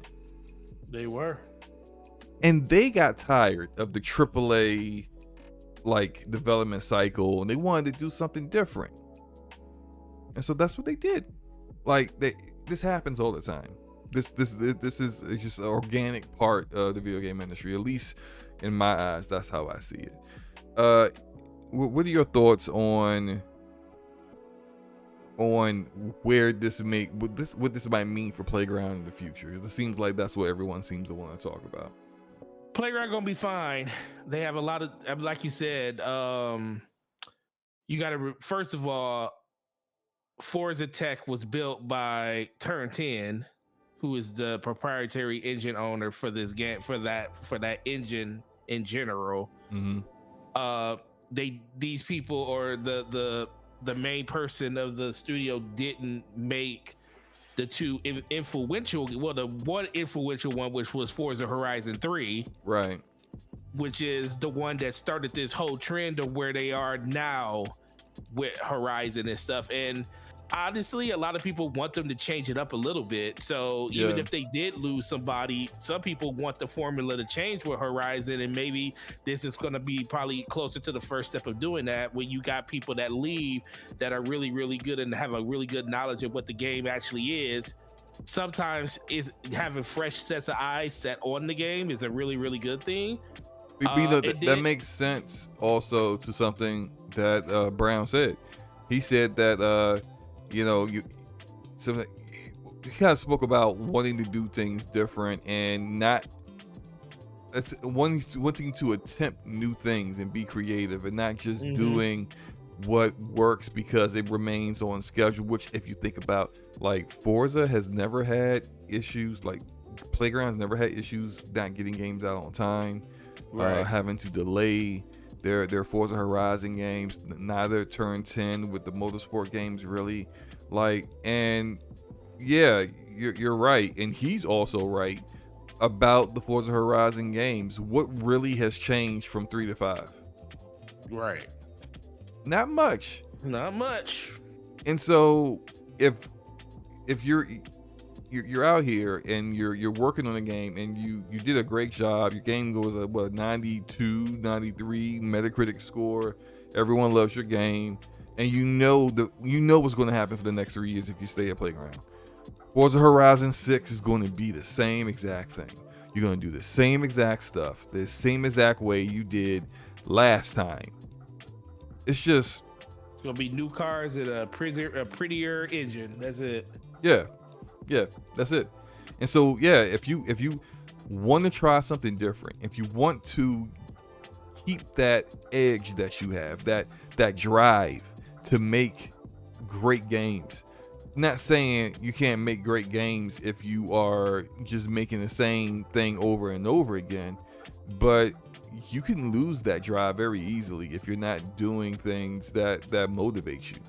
And so Rob Mr. Chat said, didn't Splitgate devs come from 343? Only one did. One of the former level designers for 343, I think his name is Blaze Dillon. Cool dude. I've talked to him a few times. He tried to get him on the show, but he's a little shy. But he works for 1047 Games, which is the developer for Splitgate, but he's the only one that came from 343. But if you look at a lot of their map designs, they're very similar to Halo map designs. It's like it being symmetrical on all sides, with the way the maps work. So makes a lot of sense. But anyway, back on topic. Yeah, I kind of agree with you. I think Playground's going to be fine, and I think Maverick is going to be fine. I'm interested in seeing what they're going to come up with. Yeah, I just like, but he like I said, he's whatever he's doing, he's still working in conjunction with Playground, because it actually lets you know that he still sees value in still being like somewhat a part of the company, or not a company, but just working with them. And it wasn't no animosity or anything like that, because why would he announce that we're still going to be working closely with them if it was he like said that? Yeah, didn't he? Wasn't that what he said in the breakdown, if I remember correctly? Saying that they're still working closely with Playground. I didn't see that part, but that could be true. I don't know if I'm not. I think I remember reading that he said he still works closely with them. Maybe if you saw that, maybe that's probably true. I didn't know that was still the case. They could end up doing some support work Well, that's what I for was thinking. them. It could be Yeah. support work that they're doing for them until, in order, just to get, more of a chemistry thing. They're still working on some of the stuff that's going on at Playground, working with them, and Playground's going to be helping them with certain things until they get to that point where they can just stand off. But who really knows at this point? But there's a lot. That's the one thing, though. There's a lot of different avenues. I mean, you got freaking Crystal Dynamics still working on a game, and Microsoft don't even own them, and they changed ownership already. So it's so much stuff that's going on that people don't really know about at this point. Very, very true. But yeah, I would say, but we could finish this up by good luck to Maverick and their future game that probably won't see until there's a PS6 and the Xbox PS6. Series V out there. So good luck to those guys and with in their game and what they got going on in the future. We can hit this last topic. I kind of feel like we kind of been breezing through the show. It's been fun. Yeah, definitely. Xbox. So this long rumored, well, not long rumor. It's been a rumor since the VGAs last month, but this rumor that Xbox was doing a little mini showcase to talk about the games that are coming out within the next 6 months has turned out to be true. This was initially reported by I think Jez Corden and Okami Gaming. Both mentioned it, I think, around the same time, and this was tweeted out by Bethesda yesterday. Yes, yesterday. Yes, yesterday. And it's supposed to be called the Developer Direct, and they're going to show, if I recall correctly, Elder Scrolls Online. Yep. Redfall. Yep. A unannounced game which we have heard has been a game from Tango Gameworks, which is going to be a beat 'em up of some kind. Mm-hmm. I guess we'll see how that goes when that comes out. And one more game. What was the other one? They were what's the Elder Scrolls Online? I said Elder Scrolls Online. Oh, you did. Minecraft Legends. Yeah, Minecraft Legends and Forza Motorsport. So Forza Motorsport. There's something missing here, right? Yeah, Starfield. Starfield's missing. We'll talk about that later. We'll talk about that in a moment. So this event supposed to happen on January 25th. There's been a lot of talk here, and I'm gonna say this. I was one of the people that was very critical of the no-show that Microsoft made at the VGAs, and I remain critical of it because I thought it was absolutely ridiculous that they wouldn't show anything there. They had reportedly 113 million people who viewed the VGAs. Guaranteed, the majority of those people are not Xbox gamers. Right. So why wouldn't you use that opportunity to show something that should entice people to your platform there? A trailer of some sort that shows gameplay for Starfield. Something more in depth that's exciting about Redfall. Something. Like, this is an opportunity for Nintendo gamers, PlayStation gamers, primarily PC people, Stadia people, all 10 of them, to actually see your games and what they may be missing. An Xbox mini showcase is only going to be viewed by the people who are hardcore Xbox people, which that's a sizable number, and a few other people who are going to check it out either to hate watch or to be definitely intrigued or whatever. But that's not going to be 113 million people, and you know that. So it's just like they should have had something. I'm not saying show everything they're showing at this developer showcase, but they should have showed Starfield or Redfall, or maybe, hey, like, since you always show Hellblade, give us another something that we haven't seen about Hellblade 2. It's something, right? All that said, I think this developer showcase is a good plan B to go to. And I do like the fact that they kind of set expectations up front. They told us exactly what's going to be there, and they told us exactly what wasn't going to be there. So there is no, hey, you get there on the 25th, you're like, man, I can't wait to see Starfield. I can't wait. It's over. It's over. It's over. It can't be over. It ain't show Starfield yet. It's not over. Man, what the? See, and that reaction, you're not gonna get that reaction because they already told you up front. Now, what are your thoughts about all that? VGAs, no show, and this event? I told you how I felt about them not showing at things at the VGA. Now, I don't have a huge problem with how they went about showing off all this stuff. I'll tell you what my biggest thing is. I felt like they needed to do more. I think the biggest thing for me is I would like to see them actually go above and beyond, because last year was so barren that I feel like they owe it to people that they need to show a little bit more when it comes to the things that's coming out, not only just early in the year, but a little bit going past that. Mm-hmm. But I do like the fact that they are making this a curated experience, that they are basically saying that these are what's going to be at this show. Nothing's left to interpretation. Mm-hmm. Everybody knows what's going to be here. If you're disappointed, that's because you didn't have your expectations in check, because they told you exactly what's going to be there. Right. But the biggest thing for me is I also like that they kind of left it open a little bit. Mm-hmm. They did talk about and say that these are the games that we're going to be showing, and they said plus more when it comes to like everything within the next few months. Yeah. Now we know Game Pass is a huge component of what's going to happen with them in the future, because it's been like that for the last couple of years. So I wouldn't be surprised if we get some type of, not a reveal, but some type of announcement of a game that's going to be hitting Game Pass over the course of the next couple of months. That a lot of people like third party think about that. Like something third party. I do think something third party might get announced during this, because they haven't really talked about anything like that. So that might be something that's going to be like an extra thing that's added to the show. But in general, I just think that we're going to talk about the Starfield thing. I like this direction with the developer directs and stuff. I think a lot of people, if you give people the idea of exactly what to look forward to and you don't deviate from that, then a lot of people are going to be happy with what you show. But the moment that you don't do that, that's when you start getting all of the different, conversations about, what's going, the mismanaging, and they're not showing this game and they're not showing that game. What's going on with Playground? What's going on with the city? And what's going on with what's going on with all these other studios and stuff?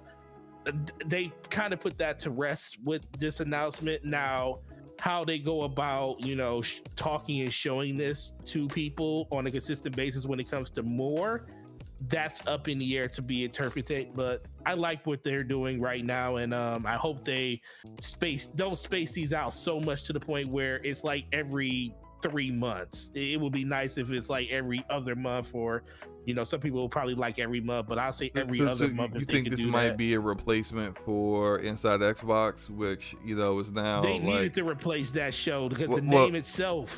Well, Inside Xbox, the problem with Inside Xbox, I think, was the fact that it didn't really show anything. It was a waste of time. And it was a waste of time. It was only 15 minutes too. Well, not always. Some of them were longer. No, some of them were longer. And they were super boring. And it was just there was nothing going on. They never revealed anything new. And I think it didn't make sense to have an Inside Xbox then when you only had 5 developers. But it makes sense to have an Inside Xbox now when you got 20 plus developers and they're all working on games and they got multiple teams within studios. Maybe not on a monthly basis like they were trying to do Inside Xbox, but I agree with you. Maybe a quarterly basis, like every quarter, you have a developer direct or whatever. Maybe we'll call it Xbox Direct. Maybe kind of tied in or something. I don't know, right? And you show stuff. You show what's coming out soon. You show things in greater detail. I think that makes a lot of sense. Again, I do wish they would show stuff that's further in the future. I don't like the transitioning from hey, we're gonna show you Everwild, which we didn't even know what that was, and Right. it's years and years out. We're gonna show you Hellblade 2. That's years and years out. We're gonna show you Avowed. That's years and years out. We're gonna show you Fable. That's years and years out. Right. All right, now I'm gonna show you what's coming out within the next year. But people want to see Fable. People want to see Avowed. People want to see those games. People want to know what the heck Compulsion's up to. And I think it's okay to have a teaser trailer for a game that's going to be a few years out, especially if you know the game is definitely going to come out. It's not like so new and so early that it could potentially get dropped or canceled. But I mean, like they showed a 15-second trailer of like Contraband. I mean, They like did. give us something here, and I'm sure like some stuff like that is gonna be left for E3. But what I've seen, and we have to acknowledge this, is that people keep saying things like, "But that's what E3 is for." But then we get E3 and we don't see that stuff. Right. So if it's not gonna be shown at E3. It's not going to be shown at Inside Xbox or Developer Direct. When is it going to be shown? That's true. All that said, Starfield getting its own Direct, I think, is a great idea. Yes. It's your biggest game that's going to come out this year. You know I don't care about Bethesda games. But yes, you do. No, I don't. I absolutely you can't. Care about Anyway, it's not about me. I think it's a good idea because it's your biggest game that's going to come out this year. It's definitely a game that's probably going to be extremely big for the Bethesda community, which is, a large community of gamers. And it's going to get a lot of people's attention. And we've seen with like Nintendo doing a full-on, like Nintendo's probably going to do an entire Direct just for Tears of the Kingdom Zelda. Oh, absolutely. Right. And I'll be looking forward to it. Right. They've done that before for other games. Sony has done that for The Last of Us Part 2. They've done it for God of War Ragnarok, Ghost of Tsushima.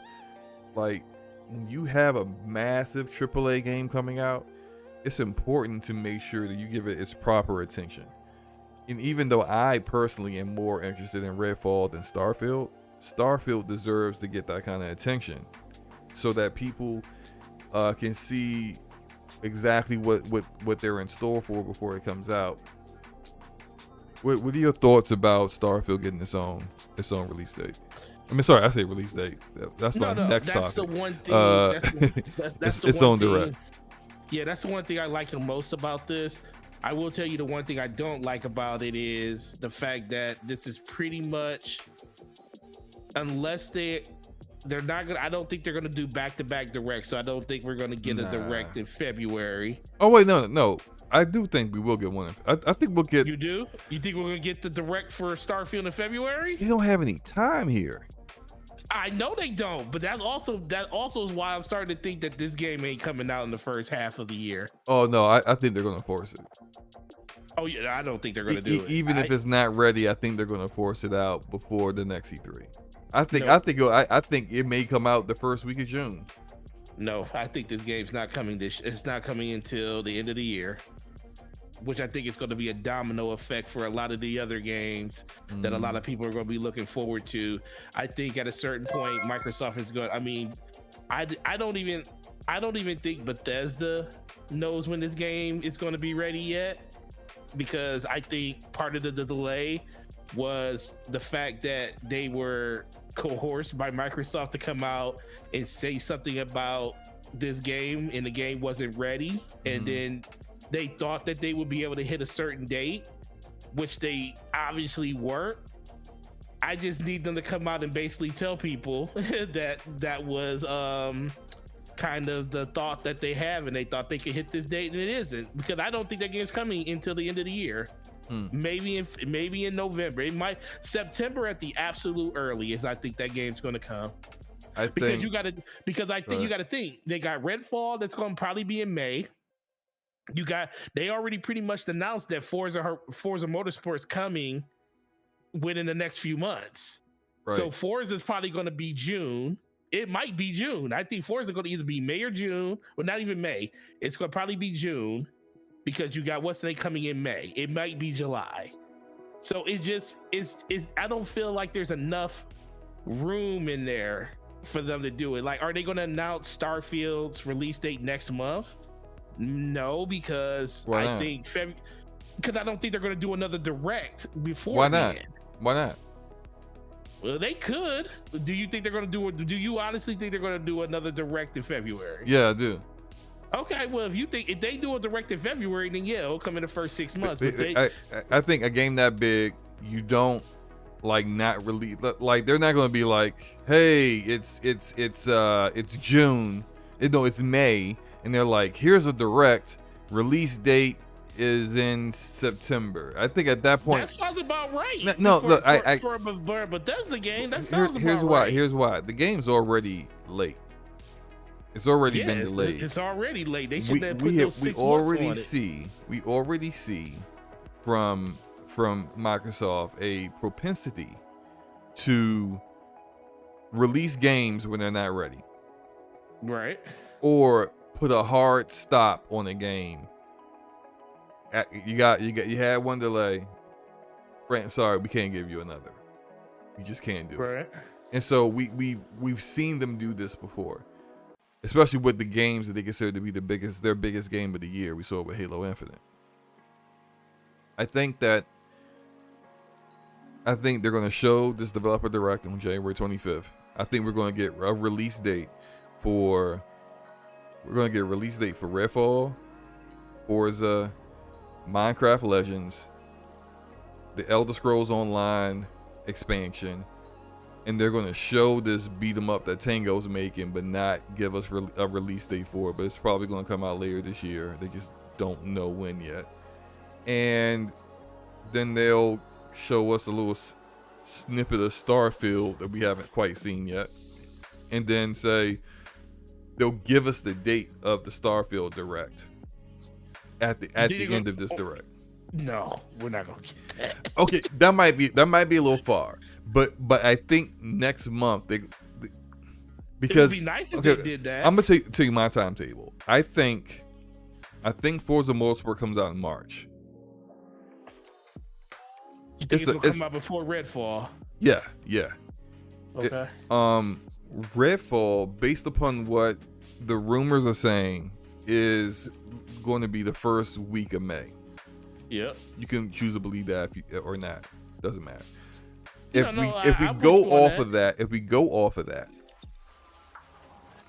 and the fact that Redfall is supposed to come out before Starfield, they can technically still deliver on their promise from last E3 that all these games that you're going to see are coming out within the next year.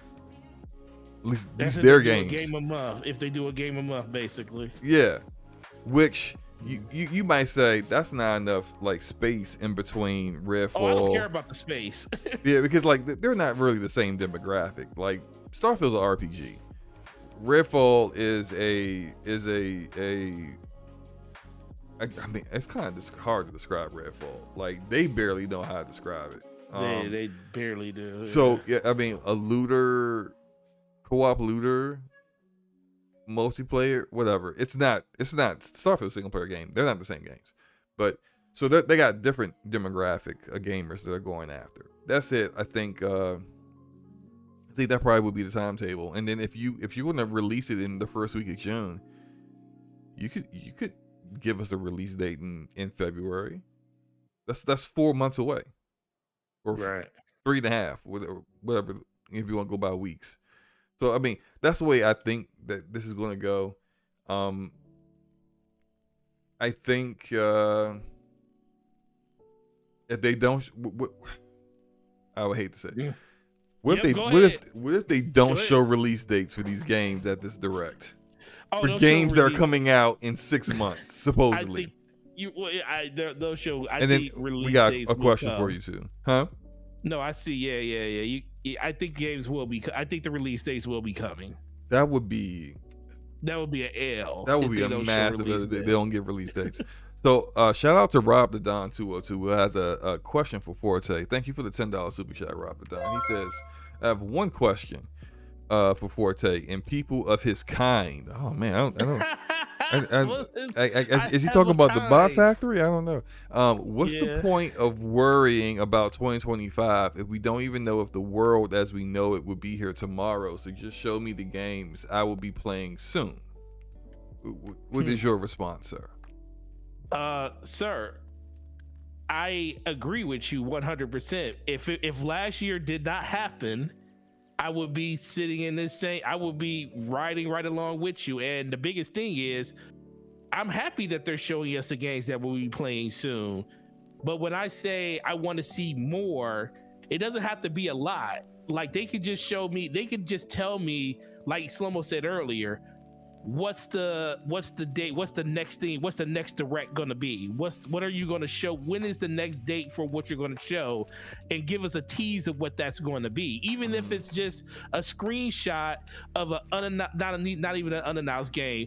Maybe you show us a screenshot of, you know, Perfect Dark or whatever. I'm not saying that's going to be that, I'm just throwing the game out there, but just tease us with something to get everybody super excited. Like, we already know that Redfall's coming, we already know that Starfield's coming. I can't, it's hard for me to give them points for something that should have came out last year. And I understand that they delayed them and everything, and I understand that the overall that everybody overall just wants to see and play these games, and I'm with you, I'm one of them.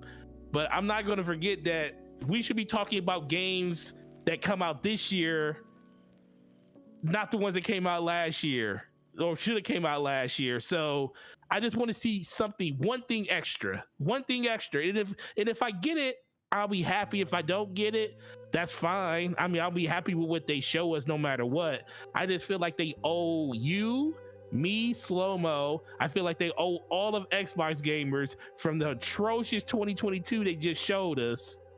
They need to at least, they need to give us something to be like, yo, that looks incredible. I can't wait for you to show me more about what that is. And maybe that more will be at E3. Maybe that more will be, it would definitely probably be E3, because I think the Starfield Direct will be the last Direct before E3. So I do agree with that. I just want them to do a little bit more, because I feel like they let a lot of people down last year that bought these systems, and I think this is a good jumping off point for them to like kind of tease what's going to happen in the future. And maybe they'll do that, maybe they won't. They already set the expectations of what the show's going to be about, so I'm not really mad, because I really like the fact that they did set those expectations. But it's not going to stop me from wanting more, because I feel like 2022 was that bad, and I feel like they should have did a little bit more during that year that they're not doing this, that hopefully they do this year. And Rob the Don also has another super chat. Appreciate shout you, out bro. Shout out to Rob, chat. Man, killing it, man. Where were you? Killing it, bro. So where were you at last week? He says, I know you, but I guess he meant, I know you don't care for Bethesda. Wait, I know you, Bethesda, have a rep, but personally, I never had a problem with their games. You guys are so pessimistic about Starfield, but we will see. I'll reply first, Forte. Yeah, go ahead. I'm not necessarily pessimistic about Starfield. I don't really care about the game like that personally. I don't care for Bethesda's in-house games. Now, they're published games from the studios that they own, like Machine Games, id Software, Arcane. I'm cool with them. I'm not so much Arcane really like that, although I am interested in Redfall more than the others because it's supposed to be more gunplay focused. But like Machine Games and Wolfenstein games, I love the Wolfenstein games. I like id Software. I respect the work that Arcane has done and the kind of games that they've pushed forward. But those games all have always come out polished. That's one. And more along like the kind of titles that I'm interested in. Now, I like RPGs. I love RPGs. But the kind of RPGs that I like aren't the kind of RPGs that Bethesda makes. Bethesda makes like these big open world sandbox RPGs with a ton of side quests and a lot to get into. but there's not really super focused on the main narrative all the time. And also, it's not really a party. And I like the kind of RPGs that are like Final Fantasy VII, Mass Effect, Dragon Age, Tales of Arise, the Outer Worlds. Even though the Outer Worlds is very similar in aesthetic to a Bethesda RPG, it's a lot more focused on a group with a party and the story and the dynamics of those things. Those are the kind of RPGs that I like, and it's just nothing that not saying Bethesda couldn't do that kind of RPG if they wanted to focus on that, but they don't focus on that. And so it's not really anything that I'm interested in. I'm probably not going to play Starfield. I might, because I have Game Pass. I might just install it and give it a shot. But I've given a shot to Morrowind when it came out on original Xbox back in the day. I played it, didn't like it. Oblivion, played it, didn't like it. Skyrim, played it, didn't like it. Fallout 3, played it. Soon I was all in when it was very linear, when you were still in the capsule. Soon as you got out the capsule, I was out. Didn't like it. Skip Fallout 4, and I played a little bit of Fallout 76. I just don't like their games. So I'm not really being pessimistic on them. They're just not for me. Like when it comes to Western RPGs, I'm a BioWare fan, or old school BioWare fan, because they ain't really exactly knocking it out the park nowadays either. But Forte, you can respond to what Rob's comment. No, and I'm not pessimistic either. I'm actually probably I know I'm not. I know I'm very much more looking forward to Starfield than Slow-Mo is, because I'm not really into the Bethesda type game, but I am into sci-fi, adventure games and stuff when it comes to stuff like that. So this is a game that, for the most part, if it was like something like Skyrim, because I'm not really a huge I'm not a really huge medieval person when it comes to that type of game, or fantasy type RPGs. I am really, really heavily into sci-fi ones though. So this is one that I'm really, really interested in, just to see what that looks like. So, but the biggest thing for me is I'm already sold on the game. So it's nothing to do with, how everybody puts like being pessimistic about it. I'm just ready for the game to come out at this point. I do want to see more. That's why I like the fact that they're going to dedicate a whole showcase to it. So in general, it ultimately just comes down to Microsoft just needs to, and Bethesda themselves, they just need to make sure that they, when they announce the release date for this game, honestly, I just want them to actually just come out and just tell us what the game is truly. Just give us that blowout, and I don't want to wait. Oh, hold up. Honestly, I really don't want to wait for it. Did I miss a super chat? I feel like I missed Andrew W. super chat. You did miss it. I thought you did miss it a while ago. Andrew, I apologize. That I did not. That was not on purpose. We got caught up in the conversation. Didn't mean that. Let me get that super chat real quick. Andrew W. with the $10 super chat. Appreciate you, bro. Says, good to be able to catch the show live this week. Those guys been at Playground Games a while. Probably just felt it was time to move on. This is in regards to the previous topic about the ex-Playground devs leaving and making Maverick games. And I agree 100%.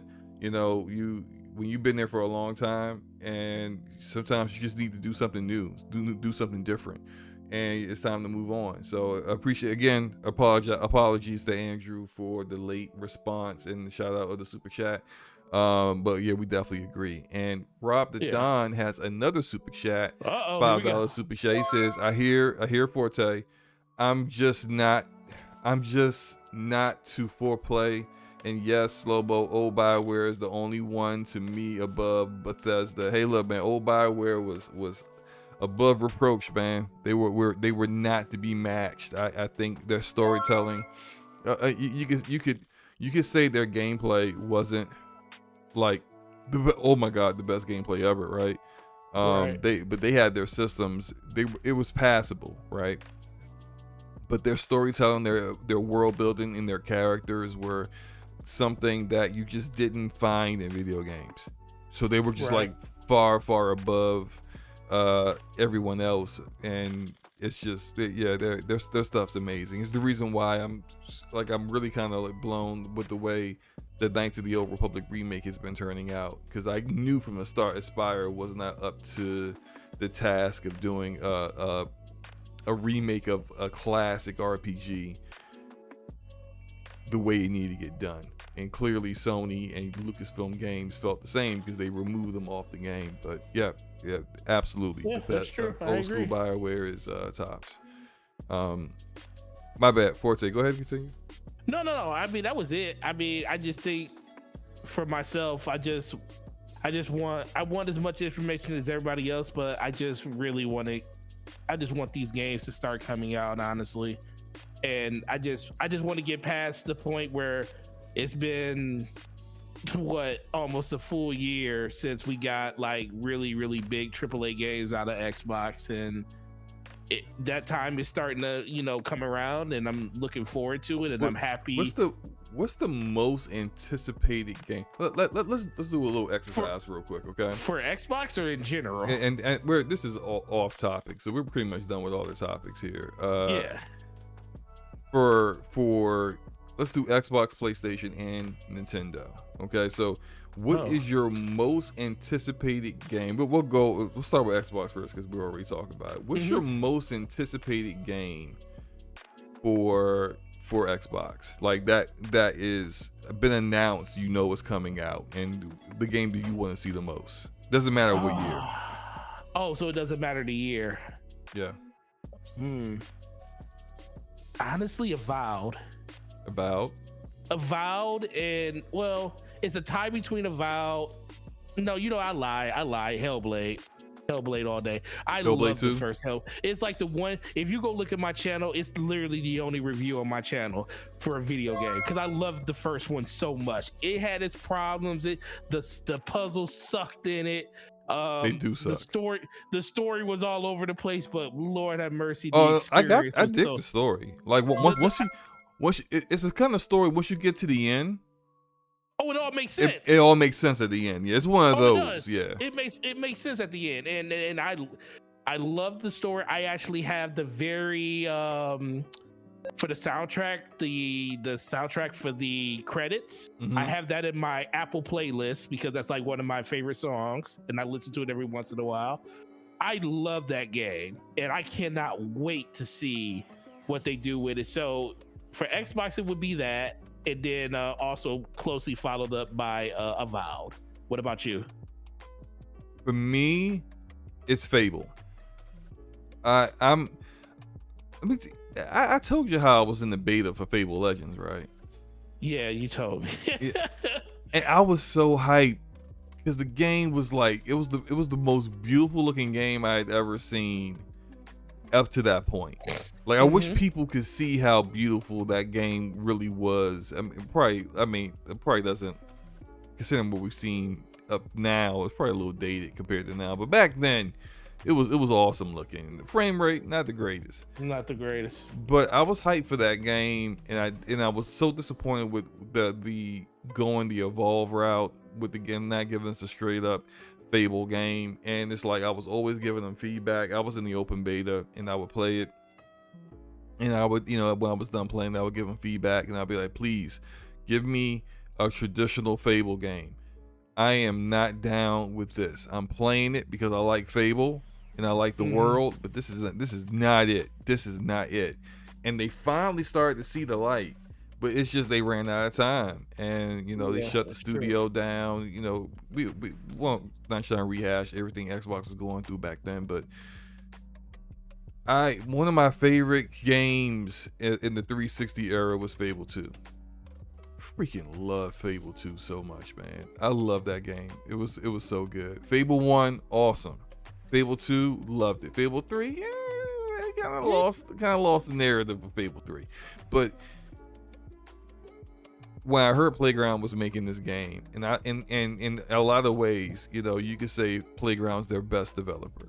Like when it comes to being able to deliver on what was asked of them, they have always been aces. Now, sure, this is them going out of their depth and trying something new, but I've seen other developers be able to do this. We've seen Respawn do it. We've seen Guerrilla Games do it. We've seen other developers go outside their wheelhouse and be successful in doing a game a different kind of way.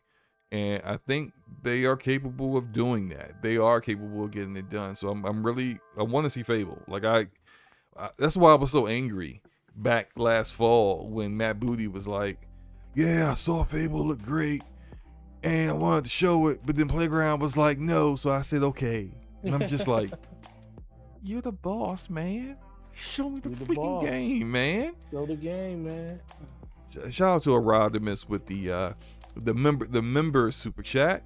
Says, great show. Hit the like button. That's right. Hit the like button. I don't say that enough. I don't say it at all, but please, if you can, I appreciate. Please hit the like button. I appreciate it.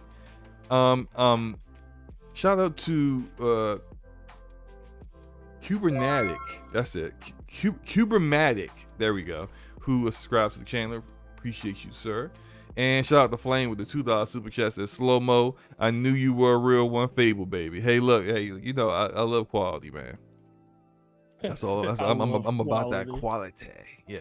But yeah, for Xbox, that's the new Fable is my most anticipated game of theirs.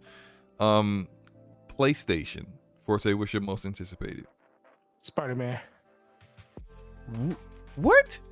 Spider-Man. You didn't beat the first one. I'm about to be mad. I'm about to get angry. I just want to look. I know that's what you gonna say.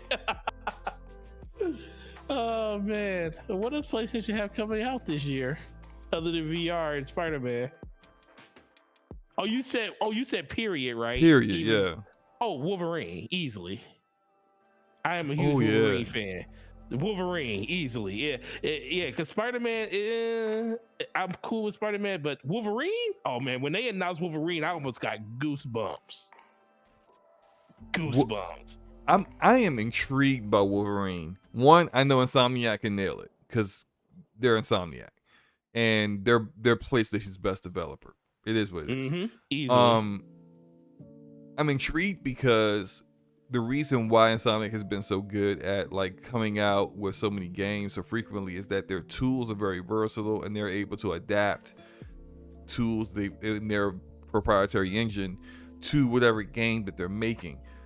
But they're gonna have to be a little different with Wolverine because like they were able to take things that they developed for say like Sunset Overdrive and the weapon wheel with Ratchet and Clank and also Sunset Overdrive into the Spider-Man games. But if you look at like what Wolverine does, like Wolverine ain't jumping from like building to building, you know, like he's right. All that verticality, throw that out the window. That's not Wolverine. I think you probably have to make it a far more linear experience than the open worldness that we've gotten from Sunset Overdrive and in the Spider-Man games, and it's going to be a little bit different. So that's why I'm saying I'm intrigued by how they're going to do it, because although I think they're going to nail it, I want to see what they come up with, you know. And I think the last Wolverine game was X-Men Origins Wolverine. It was actually pretty good. Origins. So like, yeah, I'm intrigued by that. For me, my most anticipated is Spider-Man 2. Of course. Yeah. I platinumed Spider-Man, then platinumed it again, then platinumed Miles Morales, and I played both of them on PC. So you have your feel of Spider-Man. Gotcha. Yeah. I'm probably going to replay Spider-Man Remastered on PC again, the way I replayed God of War 2018 before Ragnarok. So I'm probably going to replay that again this fall before Spider-Man 2, just to keep it all fresh in my mind. But okay, so we got that out of the way. Nintendo. Oh man, Tears of the Kingdom all day, every day, 2 times on Sunday, 3 times on Monday. Yeah, I can keep going. Game of the year, baby.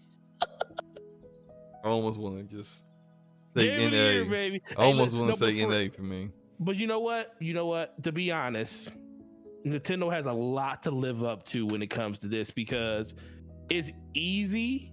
It seems easy that all they gotta do is fix some of the small, it's not even main issues, some of the small issues people have with Breath of the Wild. We need the open world to be a little bit more lively. When you're running across that world, it's kind of barren half the time. We want traditional dungeons put into the game. Not saying we got to go as elaborate as the fire dungeons and the ice dungeons and stuff like that were in Ocarina of Time, but to get traditional dungeons in the game, even if it's one or two, would be amazing. And the shrines need to be a little bit, they did get a little bit more complex as you went through the game towards the middle end, but I do want to see a little bit more depth put into that in general. If they knock those 3 things out and they basically just keep the same formula they had with before, that game's going to be incredible. They just need to fix those 3 things. And they weren't even huge downside. I mean, if you want to say the open world being empty and certain, it's kind of the downside. That was the major thing, but the other stuff would just be cherries on the top. But they definitely need to do something about that open world, because it was pretty barren. Yeah, which, I mean, I guess we'll have to see. I know there's some people who have said that because didn't Breath of the Wild come out on Wii U? Yes, it came out on both, so it was probably some type of system limitation for the Wii U. Right. That it did come out on. Which, I mean, I don't know. Like, I mean, the Switch is ain't kind of limited. Exactly, right. The Switch ain't that much better. So I don't know. I don't know if they can actually deliver on what you're asking for there. But I mean, look, I kind of hate Zelda, so you know, maybe I'm not the best to speak about this. For me, I'm probably gonna say Fire Emblem Engage, because next week, baby. Yeah, or 2 weeks. I can't wait for that. Fire Emblem Three Houses was my game of the year in 2019, and I think that Engage, even though Engage is a little different, they're taking out some of the school stuff and the romance stuff, which I didn't really. I mean, it wasn't that imperative to the game. I indulged in it in Three Houses, but it wasn't like, oh, like I can't do without that. Like, it ain't that serious. So for me, that's not a deal breaker, but I do see the improvements I see in the combat, and I'm excited for that. So that's my most anticipated. After that, who the heck knows? But I don't have to worry about that because I got a Steam Deck, and I'm not a Steam Deck. I will say honorable mention to PlayStation, since they do have a lot of second party and third party deals. Final Fantasy Rebirth. If we're gonna do the second party stuff, Knights of the Old Republic is still my most anticipated. Knights of the Republic is gonna be fire, bro. Okay, I said second party. I don't know, man. With the report that Microsoft had about like permanent exclusives, like Final Fantasy VII Remakes trilogy, that Rebirth might be my most anticipated if you're talking about like non-first party exclusive stuff. Yeah, that's what I was thinking. I'm more interested in Rebirth at this point than Knights of the Old Republic, simply because of what, unfortunately, the bad decision making that they've made and given that to Aspire. They should have gave that to a more experienced developer, like Larian Studios or something like that. Somebody who, or Obsidian. Well, they couldn't do Obsidian because Xbox owns them. They would actually be the perfect developer for it. But yeah, I would go with maybe Final Fantasy VII Rebirth for that aspect. But we can move on. We've gone extra long again. Let's get up out of here. Get the people what they want, man. One more super chat from Rob the Don. Shout out to this man. This man is a king out here. Slow Mo, look at Kraven and Spider-Man 2 as their proof of concept of Wolverine. Maybe, but here's the thing is that we won't be using Kraven. So when I talk about how they would design the game for Wolverine differently than say Spider-Man, or like your character in Sunset Overdrive, where like Spider-Man is web swinging through the city, he's using buildings, like the world's very vertical. You're spending a lot of your time in travel above the streets, you know, basically not flying, but in Spider-Man's method of flying, like he's going through buildings, that kind of stuff. You have the same kind of traversal in Sunset Overdrive, but not, of course, not the same as web swinging. Wolverine doesn't do any of that, so it's like you don't need to build a world that's like that. You also, like, when it comes to combat, even in the combat arena, Spider-Man's very vertical, where you can, you know, go up to the ceiling and stick to the ceiling and do stealth if you choose to, or even if you get in trouble in a fight, you'll move out of the way and go vertical so that the enemies you're fighting have a harder time reaching you. Right. Wolverine has a mutant healing factor. That's not even how he fights. You gonna shoot him? All right, fine, shoot me. But I'm gonna cut you in half once I get close to you. Like that's Wolverine. So it's gonna be sure, Craven and how Craven fights might be something similar that we can kind of look at. But I think when it comes to what I mean by like how they're gonna design that game, I want to know how the world's gonna look, how the game design's gonna be, what mission structure is, what combat's going to be like. That's what I'm looking at. I'm thinking about when it comes to Insomniac and Wolverine, and all that stuff is going to be a bit different than what they've done before. Like Wolverine doesn't need a weapon wheel. Like, no, like he don't need gadgets. He's Wolverine. He got his gadgets. They pop out of his They pop out of his hands. His that's adamantium. Yeah, that's out of his bones. That's his gadgets right there. You know what I'm saying? Like, so, like I want to see how it works. But rated. What's the rating on this game?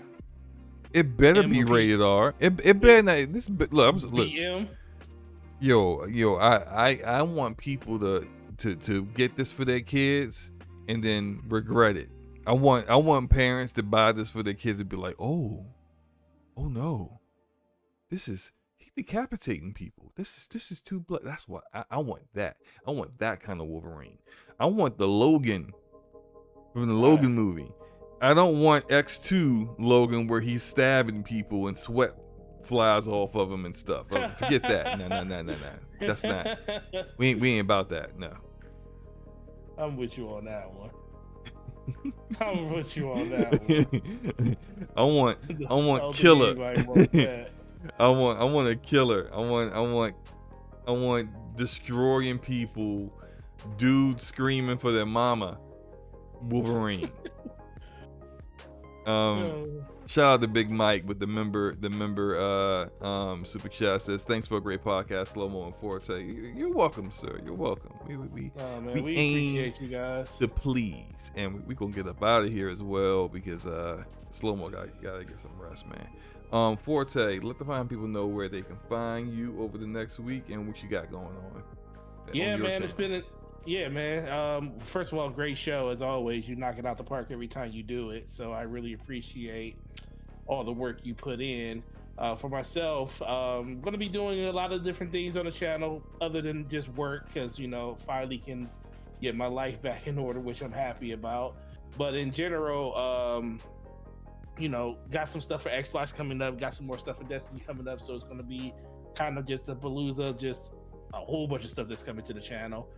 And then DPS will be next week on my channel at 9 p.m. Next Thursday. It's always a great time, so make sure you come through and make sure you hit the like button on your way out, man. It's gonna be great, and we will see you guys on Scumcast in 2 days with the beautiful Ash and Luca. So make sure you come through for that. But other than that, you guys have a great week, and we will see you guys next Thursday. Big facts. For me, I'm still working on my videos. I might start doing some little things here and there because I've seen some like interesting topics that I wanted to talk about. And I really like gaming news stuff that everyone does, but topics that I may want to discuss on my channel. So you may see that in the next couple of days or so. But I'm still working on like the long form stuff. And I do apologize for not having lunchtime with Slow-Mo. It's always every day I decide to do it, something pops up and then I can't do it. So I'm going to have it soon. Just trust me. It's lunchtime with Slow-Mo's coming back. Like it ain't going. It's not going. It hasn't gone anywhere. It's definitely coming back. But we do appreciate everybody for coming through. We can shout out our members real quick. I didn't want to don't want to do that. While I pull mine up, you have yours already? I have mine's pulled up right now. All right. As soon as the what is that? Oh, I gotta accept new YouTube partner stuff. Yeah, I just saw that. Yeah, review and accept. You saw that big red writing at the top. Please accept these new terms where if you say the inkling of a curse word, we're going to demonetize you, but still not remove ads. We're still going to get paid. We're just not going to pay you. We're just not going to pay you. Yeah. Oh. All right, so let's see. For members, shout out to all the members, man. You guys are amazing. We have Stardust Acero, we got Data War, we got Texas, I'm a Rich Swag Lord, Ramon Terrell, Hargy Chani, Brap of Basement Radio Arcade Podcast, we got Corey Hale, Cat Daddy Lurk, Erodimus, the homie Slow-Mo Backslap, DJ Oris, and that guy Smitty. Really appreciate you guys, and make sure you keep it coming. All right, and on this side of things, we got Data War, Cat Daddy Lurk, Dragonheart Yobi, Enrique, Hargy Shani, Texas, Truth Serum, Big Mike, Erodimus, Ramon Terrell, Only One Kenobi, Sir Taz, Game Forte, Corey Hale, Stardust Acero, and that guy Smitty. We appreciate you guys supporting us in this way. It's greatly appreciated and does not go unnoticed. We're gonna get up out of here. I think we have touched on everything, and there is literally nothing, no new news or anything else to report. But please hit the like button and the subscribe button if you haven't already. I appreciate that, and we'll see you guys next week for episode 117 on Forte's channel. And we out. Peace.